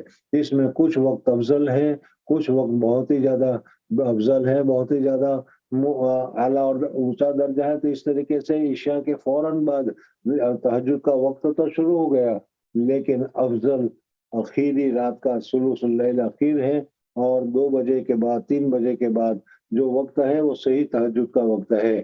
اس وجہ سے سونے کے بعد جو تہجد پڑھی جائے گی وہ نیند کو چھوڑ کر پڑھنا ہوتا ہے، اس وجہ سے اس نیند کے چھوڑنے کی وجہ سے اس کی فضیلت زیادہ ہوتی ہے. لیکن جیسا میں نے ابھی بتایا کہ اگر تہجد نہ پڑھے تو نہ پڑھنے سے بہتر یہی ہے کہ عشاء کے بعد سے ہی 4 رکعت پڑھ لیا جائے اور پھر اٹھ کر پڑھنے کا اہتمام کیا جائے. اٹھ جائے تو پڑھ لے، نہ پڑھا جائے تو تہجد تو پڑھی ہے. اس لیے اللہ تبارک و تعالیٰ کے یہاں تہجد پڑھنے والوں کے فہرست میں نام آ جائے گا. اس وجہ سے آج سے یہ شروع کر دینا کہ عشاء کی نماز کے بعد 4 رکعت مزید تہجد کی پڑھ لیا کرو. جی. كانت تلك صلاته يسجد میں السجدة. یہ بتا رہا تھا کہ حضور اکرم صلی اللہ علیہ وسلم نے ابتدائی رات میں بھی تہجد پڑھی ہے، درمیانی رات میں نصف لیل میں بھی حضور صلی اللہ علیہ وسلم نے تہجد پڑھی ہے، لیکن عامتاً معمول حضور اکرم صلی اللہ علیہ وسلم کا آخری لیل میں تھا. اور حضور اکرم صلی اللہ علیہ وسلم بہت ہی زیادہ مشقت اور محنت کیا کرتے تھے، اس لیے حضور اکرم صلی اللہ علیہ وسلم نے ایسے بھی تہجد پڑھی ہے کہ 2 رکعت تہجد پڑھی اور پڑھنے کے بعد حضور اکرم صلی اللہ علیہ وسلم سو گئے، اور سوئے تو ایسے کہ کیا ہے گہری نیند آ گئی. پھر گہری نیند کو چھوڑ کر اٹھے اور اٹھ کر پھر 2 رکعت تہجد پڑھی، پھر سو گئے، پھر تہجد پڑھی، پھر سو گئے. اس طریقے سے 3-4 مرتبہ گہری نیند پر سوئے اور نیند کو چھوڑ کر حضور اکرم صلی اللہ علیہ وسلم نے پڑھی ہے. بڑی توجہ اور بڑے مجاہدہ کی بات ہے کہ اس طریقے سے نماز پڑھی جائے. بہرحال حضور اکرم صلی اللہ علیہ وسلم نے مختلف طریقے سے نماز پڑھی ہے تاکہ حضور صلی اللہ علیہ وسلم کا کوئی امتی حضور صلی اللہ علیہ وسلم کے طریقے میں نماز پڑھنا چاہے تو اس کے لیے اس طریقے سے نماز پڑھنا آسان ہو جائے. مستقلاً بھی طویل قرات کے ساتھ بھی پڑھی ہے اور مختصر بھی پڑھی ہے. جی. يسجد اور السجدة. 2 رکعت سے لے کر 12 رکعت پڑھی ہے، اور اس میں زیادہ تر حضور اکرم صلی اللہ علیہ وسلم نے 8 رکعت تہجد کی پڑھی ہے. اس وجہ سے 8 رکعت تہجد کی پڑھنا اچھا ہے، افضل ہے، بہتر ہے. جی. يسجد السجدة من ذلك قدر ما يقرأ أحدكم 50 آية قبل أن يرفع رأسه. 50 آیتیں پڑھنے میں جتنی دیر لگتی تھی اسی طریقے سے حضور صلی اللہ علیہ وسلم جو تہجد پڑھتے تھے اس میں رکوع بھی بڑا لمبا ہوتا تھا دونوں سجدے بھی بڑے لمبے ہوتے تھے. خوب اللہ تبارک و تعالیٰ کی حمد اور اللہ تبارک و تعالیٰ کی تسبیحات وغیرہ اس میں پڑھا کرتے تھے. جی. ويركع ركعتين قبل صلاة الفجر ثم استجيع على شقه اور پھر الأيمن. اس کے بعد جب صبح صادق ہو جاتی تھی تو صبح صادق کے ہونے کے بعد صبح کی 2 سنتیں ہیں وہ حضور اکرم صلی اللہ علیہ وسلم پڑھتے تھے جس کو سنت موقدہ کہا جاتا ہے. اور ابھی عنقریب آئے گا اس میں کہ حضور اکرم صلی اللہ علیہ وسلم فجر کی یہ 2 سنتیں جو تھی وہ بہت ہی مختصر پڑھتے تھے. تہجد تو ابھی پڑھی تم نے دیکھا بڑی طویل اور بڑی لمبی پڑھی, سجدہ بھی بڑا لمبا کیا. اور میں نے جیسے کہ بتایا کہ حضور صلی اللہ علیہ وسلم اتنا کھڑے رہتے تھے کہ پاؤں مبارک پر ورم آ جایا کرتا تھا, پھٹ جایا کرتے تھے. بہرحال حضور اکرم صلی اللہ علیہ وسلم اللہ تبارک و تعالیٰ کی عبادت میں بہت ہی زیادہ محنت اور بہت ہی زیادہ مجاہدہ کرتے تھے. ہم لوگوں کو بھی اپنی ہر طاقت کے مطابق ضرور کرنا چاہیے. بہرحال حضور اکرم صلی اللہ علیہ وسلم تہجد کی عامتاً 8 رکعت پڑھا کرتے تھے. جی. ثم يستجيع على شقه الأيمن حتى يأتيه المنادي للصلاة. باب اور یہ فجر کی 2 سنتیں وہ بہت مختصر پڑھتے تھے. پہلی رکعت میں قل یا ایھا الکافرون اور دوسری رکعت میں قل هو اللہ احد. اس وجہ سے فجر کی یہ 2 سنتیں ہیں. اس فجر کی 2 سنتوں میں قل یا ایھا الکافرون اور قل هو اللہ احد یہ پڑھنا افضل اور بہتر ہے. جی. باب ترک القیام للمریض. بیماری کی حالت میں اگر اچھا ہے اس وجہ کہ مریض کے لیے بعض مرتبہ مرض کی وجہ سے نماز پڑھنے میں, عبادت کرنے میں, معمولات کی پابندی کرنے میں پریشانی ہو جاتی ہے. اس وجہ سے اگر وہ نوافل کو چھوڑ دے تو درست ہے. فرائض تو بیماری کی حالت میں بھی چھوڑنے کی اجازت نہیں ہے, لیکن کیا اس میں خفت آ جاتی ہے تو فرائض کو تو ادا کرنا چاہیے. جی. حدثنا ابو نعيم قال حدثنا سفيان عن الاسود قال سمعت جندبا يقول اشتكى النبي صلى الله عليه وسلم فلم يقم ليلة او ليلتين. حدثنا محمد بن كثير قال حدثنا سفيان عن الاسود بن قيس عن جندب بن عبد الله رضي الله تعالى عنه قال احتبس جبرائيل عليه السلام على النبي صلى الله عليه وسلم فقالت امرأة من قريش ابتع عليه شيطانه فنزلت والضحى والليل اذا سجى ما ودعك ربك وما قلى. حضور اکرم صلی اللہ علیہ وسلم کا معمول مکہ مکرمہ میں بھی کیا ہے رات کو تہجد میں اٹھنے کا تھا. حضور اکرم صلی اللہ علیہ وسلم کے پاس حضور اکرم صلی اللہ علیہ وسلم کے رشتہ دار, حضور اکرم صلی اللہ علیہ وسلم کے تعلق والے لوگ رہا کرتے تھے. سمجھ نہ گیا تو حضور اکرم صلی اللہ علیہ وسلم کے پڑوس میں کافرہ عورت رہتی تھی.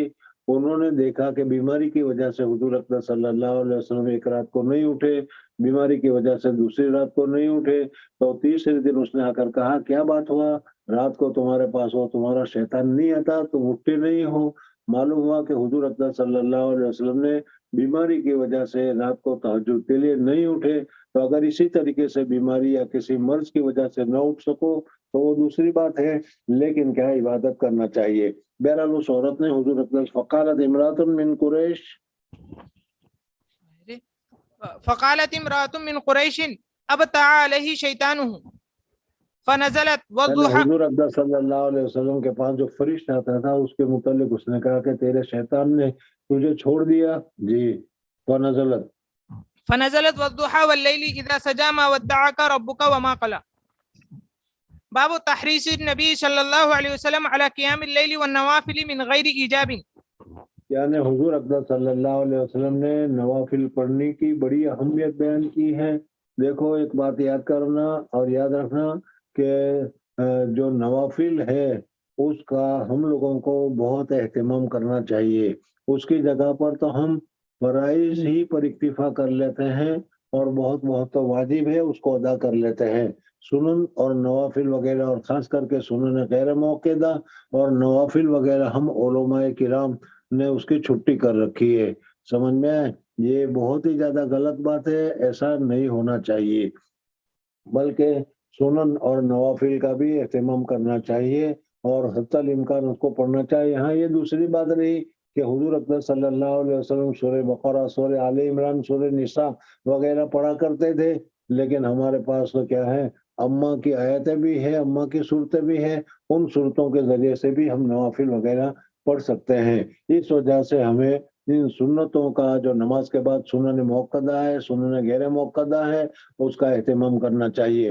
عصر سے پہلے 4 رکعت سنت غیر موقدہ ہے، عشاء سے پہلے سنت غیر موقدہ ہے، لیکن اس کو ساز ہی لوگ پڑھتے ہوں گے۔ اس وجہ سے ہم لوگوں کو اس سستی کو نکال دینا چاہیے، اور سنن موقدہ ہو، سنن غیر موقدہ ہو، یا نوافل ہو، اشراق ہو، چاس ہو، اوابین ہو، تہجد ہو، اس کا ہمیں اہتمام کرنا چاہیے۔ والنوافل من غیر ایجابین۔ وترك النبي صلى الله عليه وسلم فاطمة وعليا رضي الله تعالى عنهما۔ حضور اکرم صلی اللہ علیہ وسلم نے حضرت علی رضی اللہ تعالیٰ عنہ جو داماد تھے، حضرت فاطمہ رضی اللہ تعالیٰ عنہ جو حضور اکرم صلی اللہ علیہ وسلم کی صاحبزادی تھی، رات کو دروازہ ٹھوک کر حضور اکرم صلی اللہ علیہ وسلم ان کو اٹھاتے تھے اور کوشش کرتے تھے کہ وہ بھی اٹھ کر رات کو تہجد وغیرہ پڑھنے میں مصروف ہو، مشغول ہو۔ تو اس سے معلوم ہوا کہ ہمیں بھی رات کو اٹھ کر تہجد پڑھنے کی طرف متوجہ ہونا چاہیے۔ اور سب سے اچھا راستہ، آسان راستہ ہم طالب علموں کے لیے، جو حضرت شیخ نور اللہ مرکزوں نے ہم لوگوں کو بتایا تھا کہ صبح صادق سے پہلے 8 گھنٹہ پہلے اٹھ جاؤ، اور کیا ہے تو وضو کرو، استنجا کرو، وضو کرو، اور 2-4 رکعت پڑھ لو اور دعا مانگ لو، تو یہ بہت ہی اچھا ہے۔ امید ہے کہ انشاءاللہ آج سے اس کے اوپر عمل کرنے کی شروعات ہو جائے گی، اور عمل کرو گے انشاءاللہ۔ انشاءاللہ بالکل۔ اور ابھی کل ہی پوچھوں گا تو پتا چلے گا، میں نے بتایا تھا پہلے، ایک تو کیا ہے غسل کرنے کے سلسلے میں سنت طریقہ، اور پھر دوسرا کیا بتایا تھا؟ سونے سے پہلے وضو۔ اچھا، سونے سے یاد ہے، بالکل، سونے سے پہلے کے معمولات۔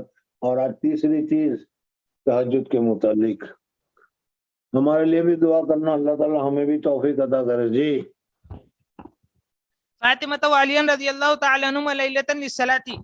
حدثنا محمد بن مقاتل قال أخبرنا عبد الله قال أخبرنا معمر عن الزهري عن هند بنت الحارث عن أم سلمة رضي الله تعالى عنهما أن النبي صلى الله عليه وسلم استيقظ ليلة فقال سبحان الله ماذا أنزل الليلة من الفتنة، ماذا أنزل من الخزائن، من يوقظ صواحب الحجرات یا ربا۔ یعنی ان حجرے والیوں کو کوئی اٹھاؤ تاکہ وہ عبادت کرے، اللہ تبارک و تعالیٰ کی طرف متوجہ ہو، اور فتنے سے محفوظ رہنے کے لیے، جنت کے اونچے درجات حاصل کرنے کے لیے تہجد کا وقت ہے، اس میں نوافل وغیرہ پڑھ کر اونچے درجات حاصل کرنے چاہیے۔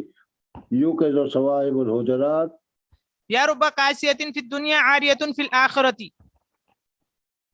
حدثنا ابو اليماني قال اخبرنا شعيب عن الزهري قال اخبرني علي بن حسين ان حسين بن علي اخبره ان علي بن ابي طالب رضي الله تعالى عنه اخبره ان رسول الله صلى الله عليه وسلم تركه وفاطمه بنت النبي۔ رات کے وقت میں حضور اکرم صلی اللہ علیہ وسلم نے حضرت علی وغیرہ کو اٹھایا، یہ تہجد کے لیے اٹھانا تھا، تہجد کے لیے حضرت علی رضی اللہ تعالیٰ عنہ کے دروازے کو کھٹکھٹایا اور اٹھایا۔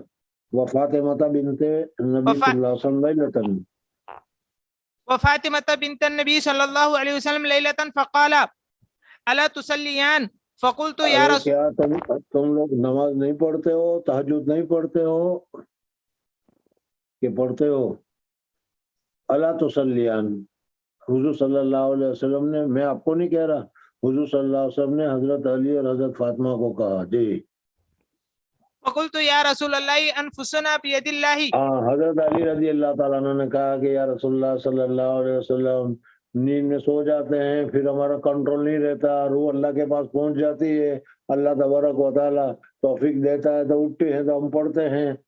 وقال یا رسول اللہ انفسنا بید اللہ، فإذا شاء أن يبعثنا بعثنا، فانصرف حين قلت ذلك ولم يرجع إلي شيئا، ثم سمعته وهو مول يضرب فخذه وهو يقول وكان الإنسان یا پوری حدیث کا خلاصہ یہ ہے کہ حضور اکرم صلی اللہ علیہ وسلم نے حضرت علی رضی اللہ تعالیٰ عنہ، حضرت فاطمہ رضی اللہ تعالیٰ عنہ کو تہجد کے لیے اٹھایا۔ اس سے تہجد کی فضیلت معلوم ہوئی کہ دیکھو حضور اکرم صلی اللہ علیہ وسلم نے اپنے بیٹی اور داماد کو تہجد کی فضیلت حاصل کرنے کے لیے ان کو اٹھایا گیا۔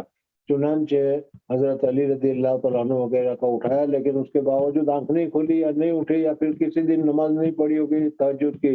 حضور اقدس صلی اللہ علیہ وسلم فرمایا کہ تم لوگ رات کو اٹھتے نہیں ہو، اٹھاتے ہو تب بھی اٹھتے نہیں ہو. تو انہوں نے کہا کہ کیا کریں، نیند ہمارے کنٹرول میں تھوڑی ہے، روح ہمارے کنٹرول میں تھوڑی ہے.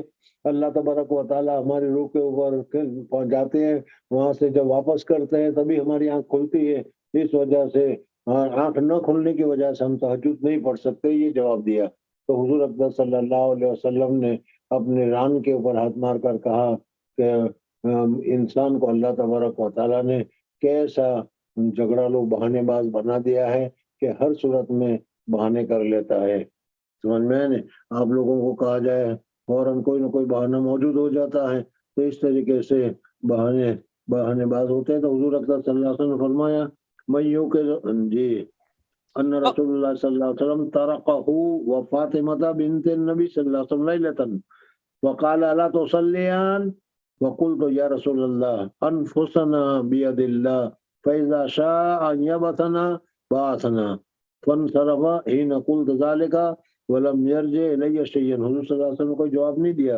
پھر آپ فرماتے تھے یضرب فخذه ويقول وكان الانسان اكثر شيء جدلا. جی حدثنا عبد الله بن يوسف قال اخبرنا مالك عن ابن شهاب عن عروة عن عائشة رضي الله تعالى عنها قالت ان كان رسول الله صلى الله عليه وسلم لا يدع العمل وهو يحب ان يعمل به خشية ان يعمل به الناس فيفرض عليه. صلی اللہ علیہ وسلم کا یہ معمول بتایا گیا کہ بعض مرتبہ حضور اقدس صلی اللہ علیہ وسلم کسی عمل کو بہت ہی اہمیت کے ساتھ، بہت ہی پابندی کے ساتھ کرنا شروع کرتے تھے، چاہتے بھی تھے کہ پابندی کے ساتھ اس کو ادا کرتے رہیں، لیکن کہیں حضور صلی اللہ علیہ وسلم کے اس اہتمام کی وجہ سے، جیسے حضرت حجرہ علیہ السلام کے دوڑنے کو اللہ کو پسند آ گیا، اور اس دوڑنے کو آج کل ہمارے لیے حج کے نسک میں قرار دے دیا گیا، اور اسی طریقے سے عمل کو اللہ تبارک و تعالیٰ کو پسند آ گیا تو ہمارے لیے آج بھی اس کا کیا عمل میں بتایا گیا. تو اس طریقے سے حضور صلی اللہ علیہ وسلم ڈرتے تھے کہ کہیں حضور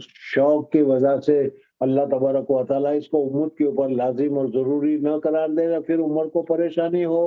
اس وجہ سے حضور اقدس صلی اللہ علیہ وسلم بعض نفل کام کو کرنا چاہتے تھے لیکن نہیں کرتے تھے. اسی میں سے چاش کی نماز ہے کہ چاش کی نماز حضور صلی اللہ علیہ وسلم نے فضیلت بتائی، حضرت ابو ہریرہ کو پڑھنے کا حکم دیا، لیکن خود حضور صلی اللہ علیہ وسلم سے چاش کی نماز ایک مرتبہ پڑھنا ثابت ہے، دوسری مرتبہ پابندی کے ساتھ نہیں. اور وجہ اس کی یہی کہ کہیں اللہ تبارک و تعالیٰ اس کو لازم اور ضروری قرار دے تو پھر کیا ہو جائے گی، ہمارے لیے مشکل ہی ہو جائے گی. اس وجہ سے تو حضور اقدس صلی اللہ علیہ وسلم پسند کرتے تھے ان يعمل به خشية ان يعمل به الناس فيفرض عليهم. وما سبح رسول الله صلى الله عليه وسلم سبحة الضحى قط وإني لا أسبحها. حضرت عائشہ صدیقہ رضی اللہ تعالیٰ عنہ وغیرہ فرماتی ہے کہ حضور اقدس صلی اللہ علیہ وسلم نے چاش کی نماز نہیں پڑھی، اور کیا ہے میں پڑھتی ہوں، یا حضرت ابو ہریرہ کو کہا گیا کہ میں پڑھتا ہوں.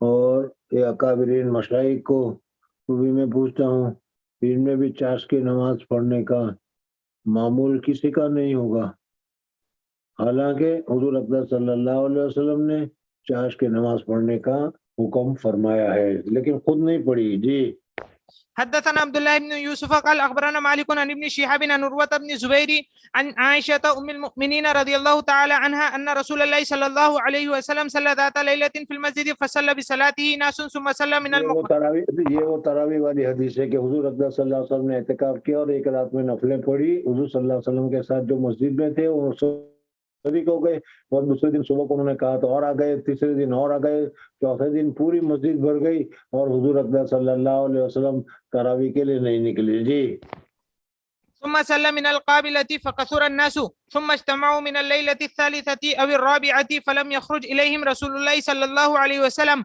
فلما أصبح قال قد رأيت الذي صنعتم ولم يمنعني من الخروج إليكم إلا أني خشيت أن يفرض عليكم وذلك في رمضان.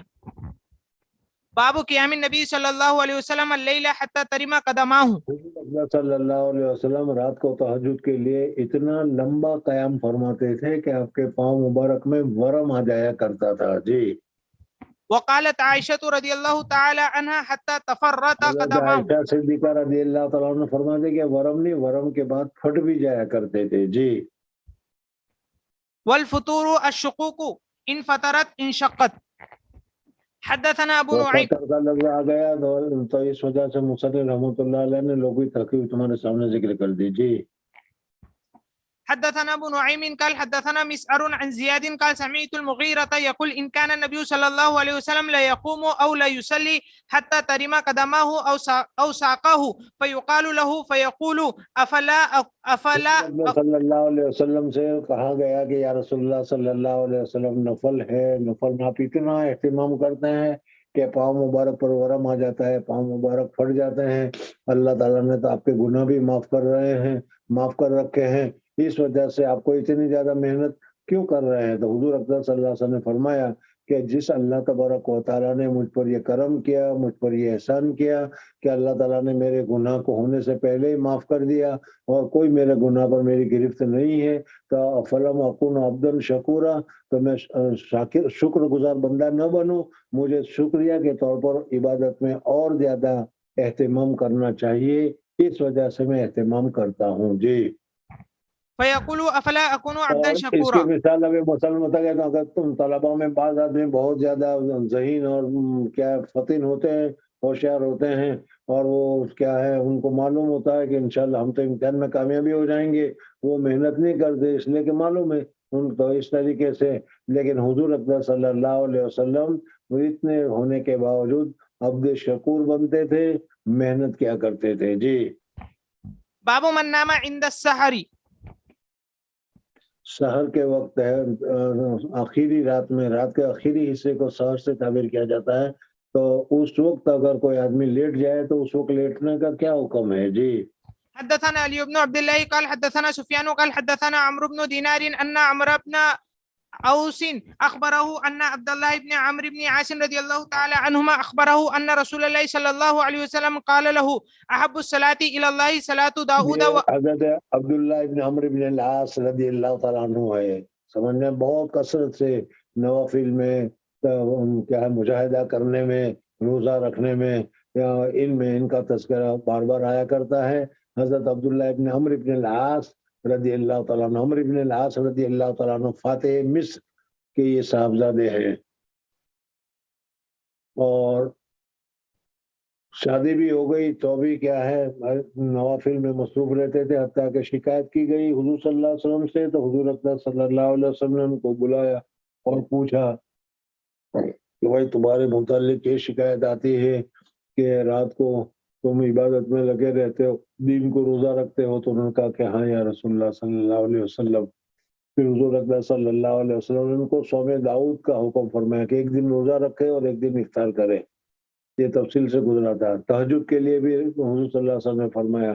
دیکھو حضور اکرم صلی اللہ علیہ وسلم نے پوری رات بیدار رہ کر عبادت کی ہو، اور اس کا تسلسل نہیں پایا جاتا. ہاں کبھی کبھار ہو تو ہو، لیکن ہمیشہ حضور صلی اللہ علیہ وسلم کا معمول نہیں تھا. حضور اکرم صلی اللہ علیہ وسلم کا معمول تھا کہ ابتدائی رات میں حضور اکرم صلی اللہ علیہ وسلم آرام فرماتے تھے، اور آخری رات میں حضور اکرم صلی اللہ علیہ وسلم بیدار ہوتے تھے اور تہجد پڑھا کرتے تھے. جی.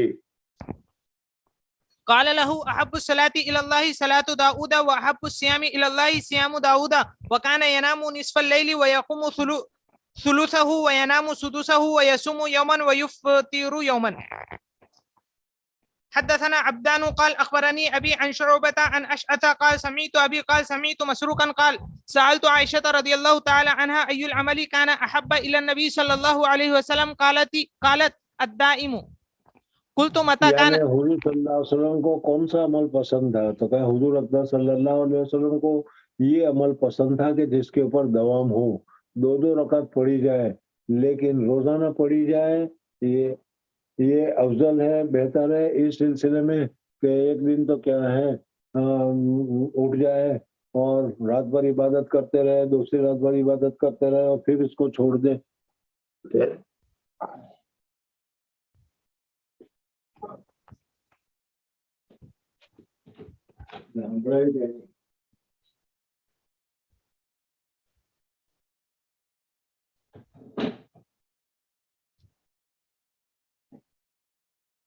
تو جس عمل کے اوپر دوام ہو یہ حضور اقدس صلی اللہ علیہ وسلم کو بہت زیادہ پسندیدہ تھا.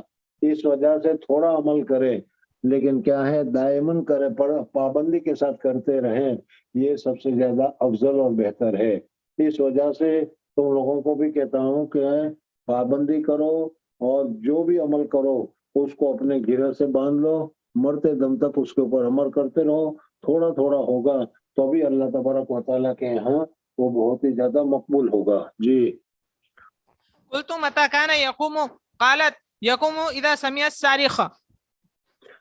صارخ کہتے ہیں مرغے کے آواز دینے کو.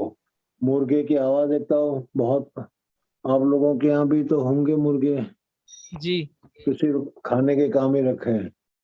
سمجھ میں, دیہاتوں میں گھروں میں مرغے ہوتے ہیں. مرغا سب سے پہلے اول فجر اس کو کہا جاتا ہے. عام متن 2 بجے کے بعد پہلی مرتبہ وہ ککڑوں کو کرتا ہے, آواز دیتا ہے وہ. سمجھ میں آئے نہیں؟ اور پھر اس کے بعد 3 بجے 4 بجے صبح شادی کے وقت پھر اس صورت میں کیا ہے وہ آواز دیتا ہے. تو فرماتے ہیں اس زمانے گھڑی نہیں تھی, الارم بھی نہیں تھا, موبائل بھی نہیں تھا کہ جس کی وجہ سے اٹھایا جاتا. تو اس ککڑے کو کی یعنی مرغے کی آواز پر یہ لوگ اٹھا جایا کرتے تھے اور مرغے کی آواز پر وہ سمجھتے تھے کہ کتنی رات گزری ہے اور کتنی رات باقی ہے. جی.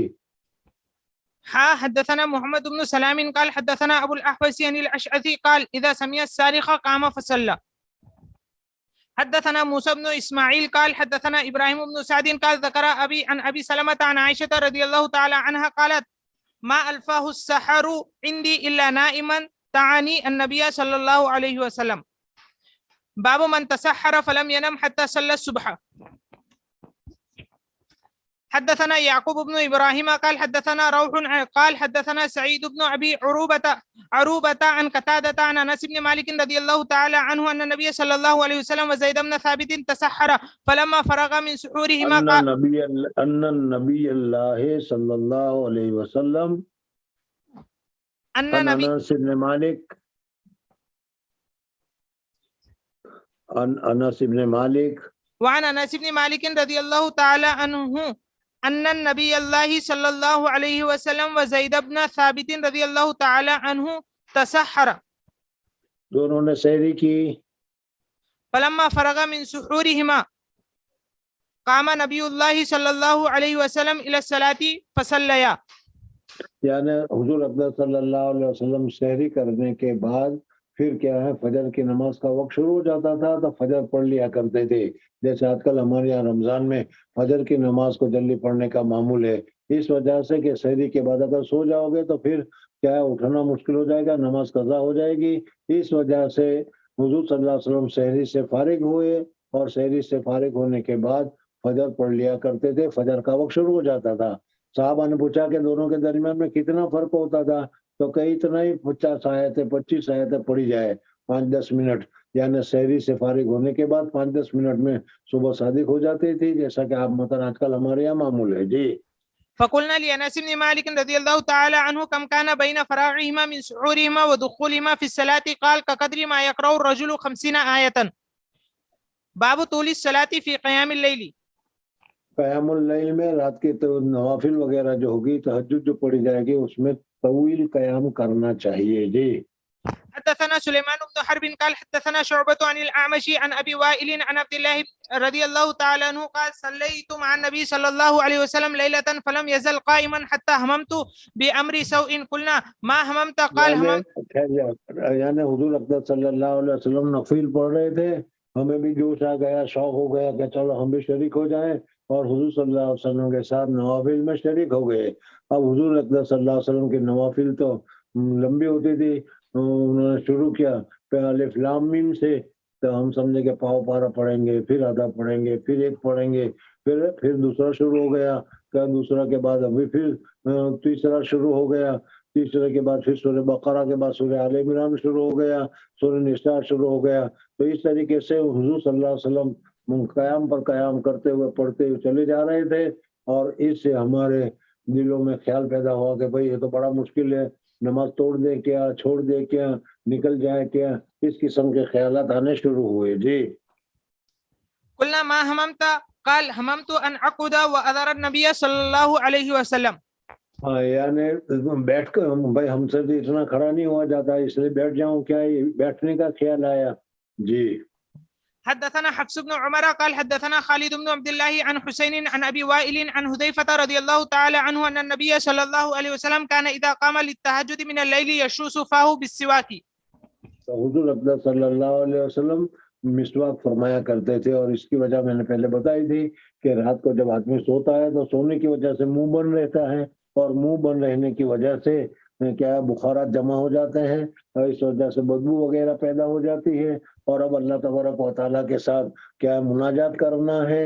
اس وجہ سے خصوصیت کے ساتھ تہجد کے وقت حضور اقدس صلی اللہ علیہ وسلم مسواک کا اہتمام فرمایا کرتے تھے. جی باب كيف صلاة الليل وكيف كان النبي صلی اللہ علیہ وسلم يصلي بالليل.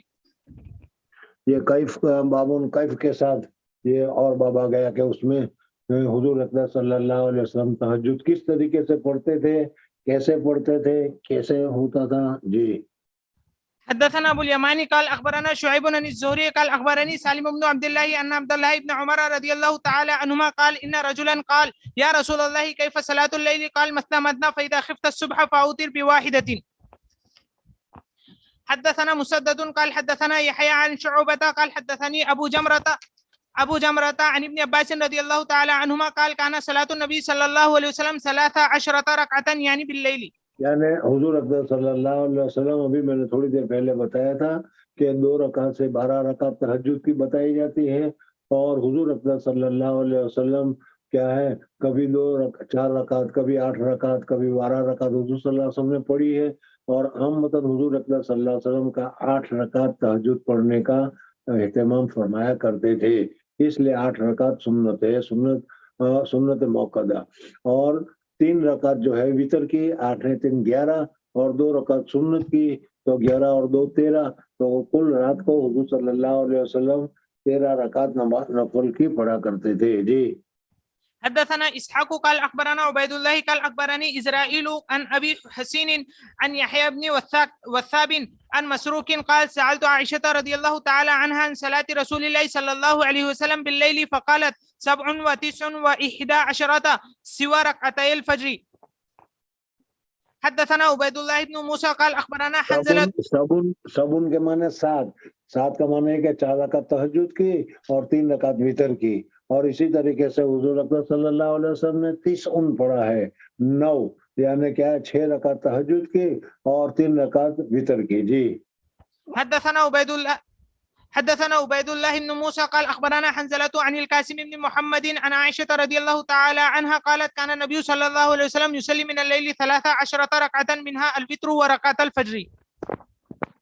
باب قیام النبی صلی اللہ علیہ وسلم باللیل ونومه وما نسخ من قیام اللیل. حضور اقدس صلی اللہ علیہ وسلم میں نبی بتایا کہ رات کو حضور اقدس صلی اللہ علیہ وسلم عبادت میں گزارتے تھے، لیکن کیا رمضان کے علاوہ کبھی پوری رات عبادت میں گزاری ہو یہ نہیں، بلکہ حضور اقدس صلی اللہ علیہ وسلم لیٹتے بھی تھے اور بیدار بھی رہتے تھے، اور لیٹنے کا بھی معمول تھا اور بیدار رہنے کا بھی معمول تھا. حضور اقدس صلی اللہ علیہ وسلم تمام حقوق کو ادا کیا کرتے تھے، اس وجہ سے حضور اقدس صلی اللہ علیہ وسلم کا طریقہ سب سے افضل اور سب سے بہتر طریقہ ہے. جی قوله یا ایها المزمل قم اللیل الا قلیلا نصفه الى قوله. میں نے بھی بتایا کہ تہجد پہلے حضور صلی اللہ علیہ وسلم کے اوپر فرض تھا، لازم تھا، پھر اس کے بعد اللہ تبارک و تعالیٰ نے تہجد حضور صلی اللہ علیہ وسلم کے لیے بھی نفل قرار دے دیا. جی الى قوله سبحا طويلا وقوله علم ان لن تحصوه فتاب عليكم الى قوله واستغفروا الله ان الله غفور رحيم. قال ابن عباس رضی اللہ تعالی عنہما نشأ قام بالحبشیة وطئا نشامہ اقامہ کے معنی میں ہے، اور گویا کہ یہ حبشی زبان کا لفظ ہے. جی وطئا مواتأتا للقرآن اشد موافقتا لسمعه وبصره وقلبه لیواتئوا لیوافقوا. حدثنا عبد العزيز بن عبد الله قال حدثني محمد بن جعفر عن حميد أنه سمع أنسا يقول كان رسول الله صلى الله عليه وسلم يفطر من الشهر حتى نظن أن لا يصوم منه ويصوم حتى نظن أن لا يفطر منه شيئا وكان لا تشاء أن تراه من الليل مسليا إلا رأيته ولا حضور نائما. صلی اللہ علیہ وسلم کا رات میں لیٹتے بھی تھے اور بیدار بھی رہتے تھے. اگر تم حضور صلی اللہ علیہ وسلم کو رات کو سونے کی حالت میں دیکھنا چاہو تو سونے کی حالت میں بھی دیکھ سکتے ہو, اور اگر بیداری کی حالت میں دیکھنا چاہو تو حضور اقدس صلی اللہ علیہ وسلم کو بیداری بھی حالت میں بھی دیکھ سکتے ہو. جی. وكان لا تشاء أن تراه من الليل مسليا إلا رأيته ولا نائما إلا رأيته. تابعه سليمان وأبو خالد الأحمر عن حميد. باب عقد الشيطان على قافية الراس إذا لم يصلي بالليل. اگر کوئی رات کو تہجد نہیں پڑھتا تو اس کے اوپر شیطان کا کیسا تسلط ہو جاتا ہے. مصنف رحمۃ اللہ تعالی علیہ نے یہاں پر ذکر کیا ہے کہ جب آدمی سوتا ہے تو اس کے اوپر تین گیرا گانٹھ لگا دی جاتی ہے, شیطان لگا دیتا ہے, اور اگر پھر وہ اڑتا ہے اور ذکر کرتا ہے تو ایک گیرا کھل جاتی ہے, وضو کرتا ہے تو دوسری کھل جاتی ہے, اور نماز پڑھتا ہے تو تیسری گیرا بھی کھل جاتی ہے. اب شیطان کے جو اثرات یا تصورات یا کنٹرول جو ہے اس سے ختم ہو جاتا ہے اور آدمی صحیح چاق اور چوبند وغیرہ ہوتا ہے. اور اگر ایسا نہیں تو پھر وہ اٹھتا ہے تو بھی سست, کھاتا ہے تو بھی سست, اور سبق میں بیٹھتا ہے تو بھی سستی لیے بیٹھا رہتا ہے. جی. حدثنا عبد الله بن يوسف قال أخبرنا مالك عن أبي الزناد عن الأعرج عن أبي هريرة رضي الله تعالى عنه أن رسول الله صلى الله عليه وسلم قال يعقد الشيطان على قافية رأس أحدكم إذا هو نام 3 عقد. حضرت شاہ ولی اللہ محدث دہلوی رحمۃ اللہ علیہ فرماتے ہیں کہ یہاں تشبیہ بھی مراد ہو سکتی ہے, یا کہ شیطان کے اثرات آ جاتے ہیں, یا 3 گھیروں یعنی عقد لگایا جانا, گانٹھ لگایا جانا, یہ حصی طور پر بھی ہوتا ہے, اور یہ بزرگان دین کو کشف وغیرہ کے ذریعے سے معلوم ہوتا ہے. جی. يضرب عند كل عقدة عليك ليل طويل فارقد فإن استيقظ فذكر الله إن حلت عقدة فإن توضأ. گھیرا لگانے سے کیا ہوتا ہے تو کہ شیطانی اثرات میں کیا اثرات آ جاتے ہیں, تاکہ بس یہ ہوتا ہے ابھی بہت دیر ہے, ابھی تو دیر ہے, ابھی 10 منٹ باقی ہے, ابھی 5 منٹ باقی ہے, ابھی 10 منٹ باقی ہے. اس طریقے سے دل میں خیالات اور وسوسے آنے شروع ہو جاتے ہیں, اور اس کے اوپر عمل کر کے وہ پھر اٹھنے سے, نوافل پڑھنے سے, یا کیا نماز وغیرہ کو اپنے وقت پر ادا کرنے سے محروم ہو جاتا ہے. جی. فإن استيقظ فذكر الله إن حلت عقدة فإن توضأ إن حلت عقدة فإن صلى إن حلت عقدة فأصبح نشيطا طيب النفس وإلا أصبح خبيث النفس كسلانا.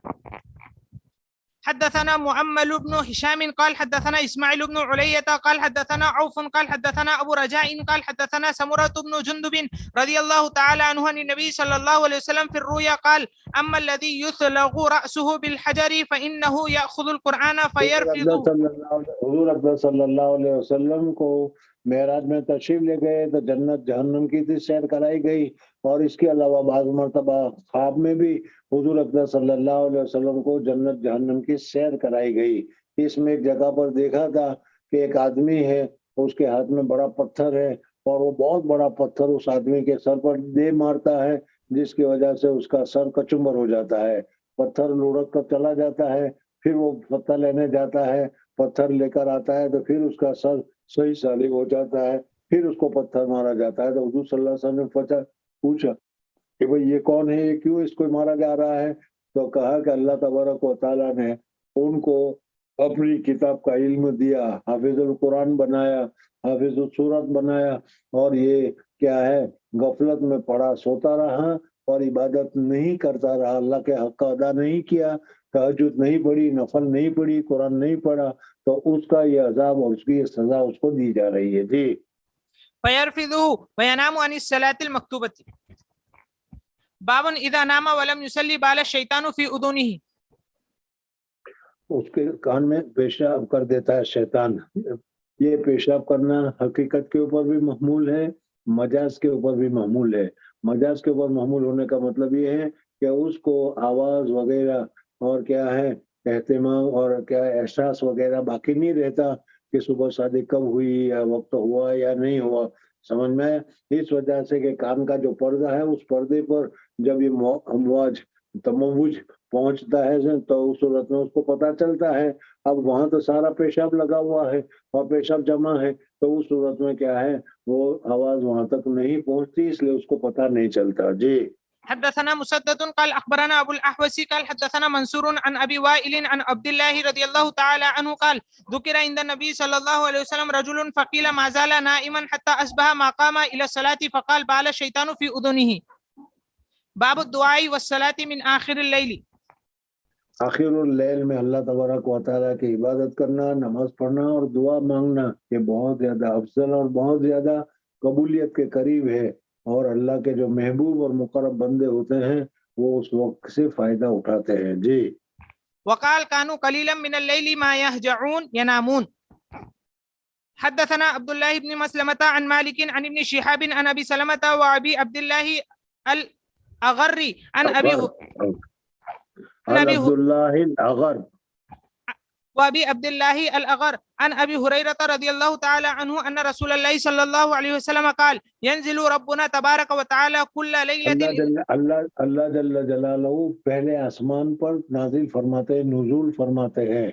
समझ में आ गया? इसका माना ये है कि अल्लाह तबारक व तआला की खुसूसी तवज्जो और खुसूसी क्या है मकाम पहले आसमान पर दुनिया वालों के करीब हो जाता है। ये नहीं कि हमारी तरह पहले फ्लोर पर, दूसरे फ्लोर पर, तीसरे फ्लोर पर हम जब पहुंचते इसलिए कि अल्लाह तबारक व तआला जिस्मानियत से पाक है। और उसकी मिसाल ऐसी है कि देखो इंसान के पूरे बदन में जो रूह का ताल्लुक है पूरे बदन में है, बाल में भी और इसी तरीके से नाखून में भी और इसी तरीके से बदन के दूसरे हिस्से में भी, हर हिस्से में रूह का ताल्लुक है, रूह मौजूद है। लेकिन कल्ब के साथ रूह का ताल्लुक इतना ज्यादा है कि अगर कल्ब के ऊपर वार करो फौरन क्या हो जाता है, उसका असर होता है। हाथ के ऊपर वार करो तो इतनी परेशानी नहीं होती। तो इसी तरीके से खुसूसी तवज्जो जो है वो अल्लाह तबारक व तआला की पहले आसमान पर आकर ऐलान करती है कि है कोई मांगने वाला कि मैं उसे अता करूं, है कोई शिफा चाहने वाला कि मैं उसको शिफा दूं, है कर्ज से अदायगी के लिए और कर्ज अदा करने के चाहने वाला कि मैं उसका कर्ज अदा करूं। यानी अल्लाह तबारक व तआला खुद हमें कहता है कि तुम मांगो तो मैं तुम्हें देने के लिए तैयार हूँ। ये रात के आखिरी हिस्से में होता है। जी। ينزل ربنا تبارك وتعالى كل ليلة إلى السماء الدنيا حين يبقى ثلث الليل الآخر يقول من يدعوني فاستجب. सुलूसुल लैल आखिर मैंने पहले तुम्हें हिसाब करके बताया था, 10 बजे तक एक सुलूस है और 2 बजे तक दूसरा सुलूस है और 2 से लेकर फिर 6 बजे तक तीसरा सुलूस है। जी। يقول من يدعوني فأستجيب له ومن يسألني فأعطيه ومن يستغفرني فأغفر له. باب من نام أول الليل وأحيا آخره. रात के इब्तिदाई हिस्से में अगर आदमी सो जाए और आखिर हिस्से में बेदार रहे ताकि नींद का भी हक अदा हो, बेदारी का भी हक अदा हो, जायज़ और दुरुस्त है। जी। وقال سلمان لأبي الدرداء رضي الله تعالى عنهما نم فلما كان من آخر الليل قال قم قال النبي صلى الله عليه وسلم صدق سلمان. क्या हुआ؟ حدثنا أبو الوليد قال حدثنا شعبة وحدثني سليمان قال حدثنا شعبة عن أبي إسحاق. قال सुलेमान क्या है, क्या मतलब?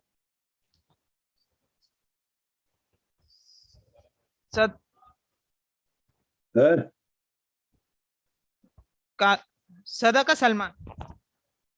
हाँ, क्या सदका सलमान जाना समझ में आया कि नहीं? मैं वैसे पूछना चाह रहा हूँ। अरे मुसन्निफ रहमतुल्लाह ताला अलैह ने एक वाक़े की तरफ इशारा किया और वो वाक़या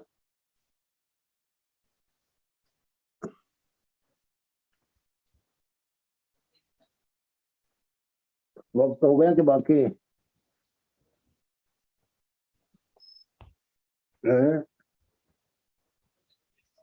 हो गया तो चलो आइंदा कल सही। अस्सलाम वालेकुम। वालेकुम अस्सलाम व रहमतुल्लाहि व बरकातुहू। खास दुआ में याद। अच्छा। بہت اچھا.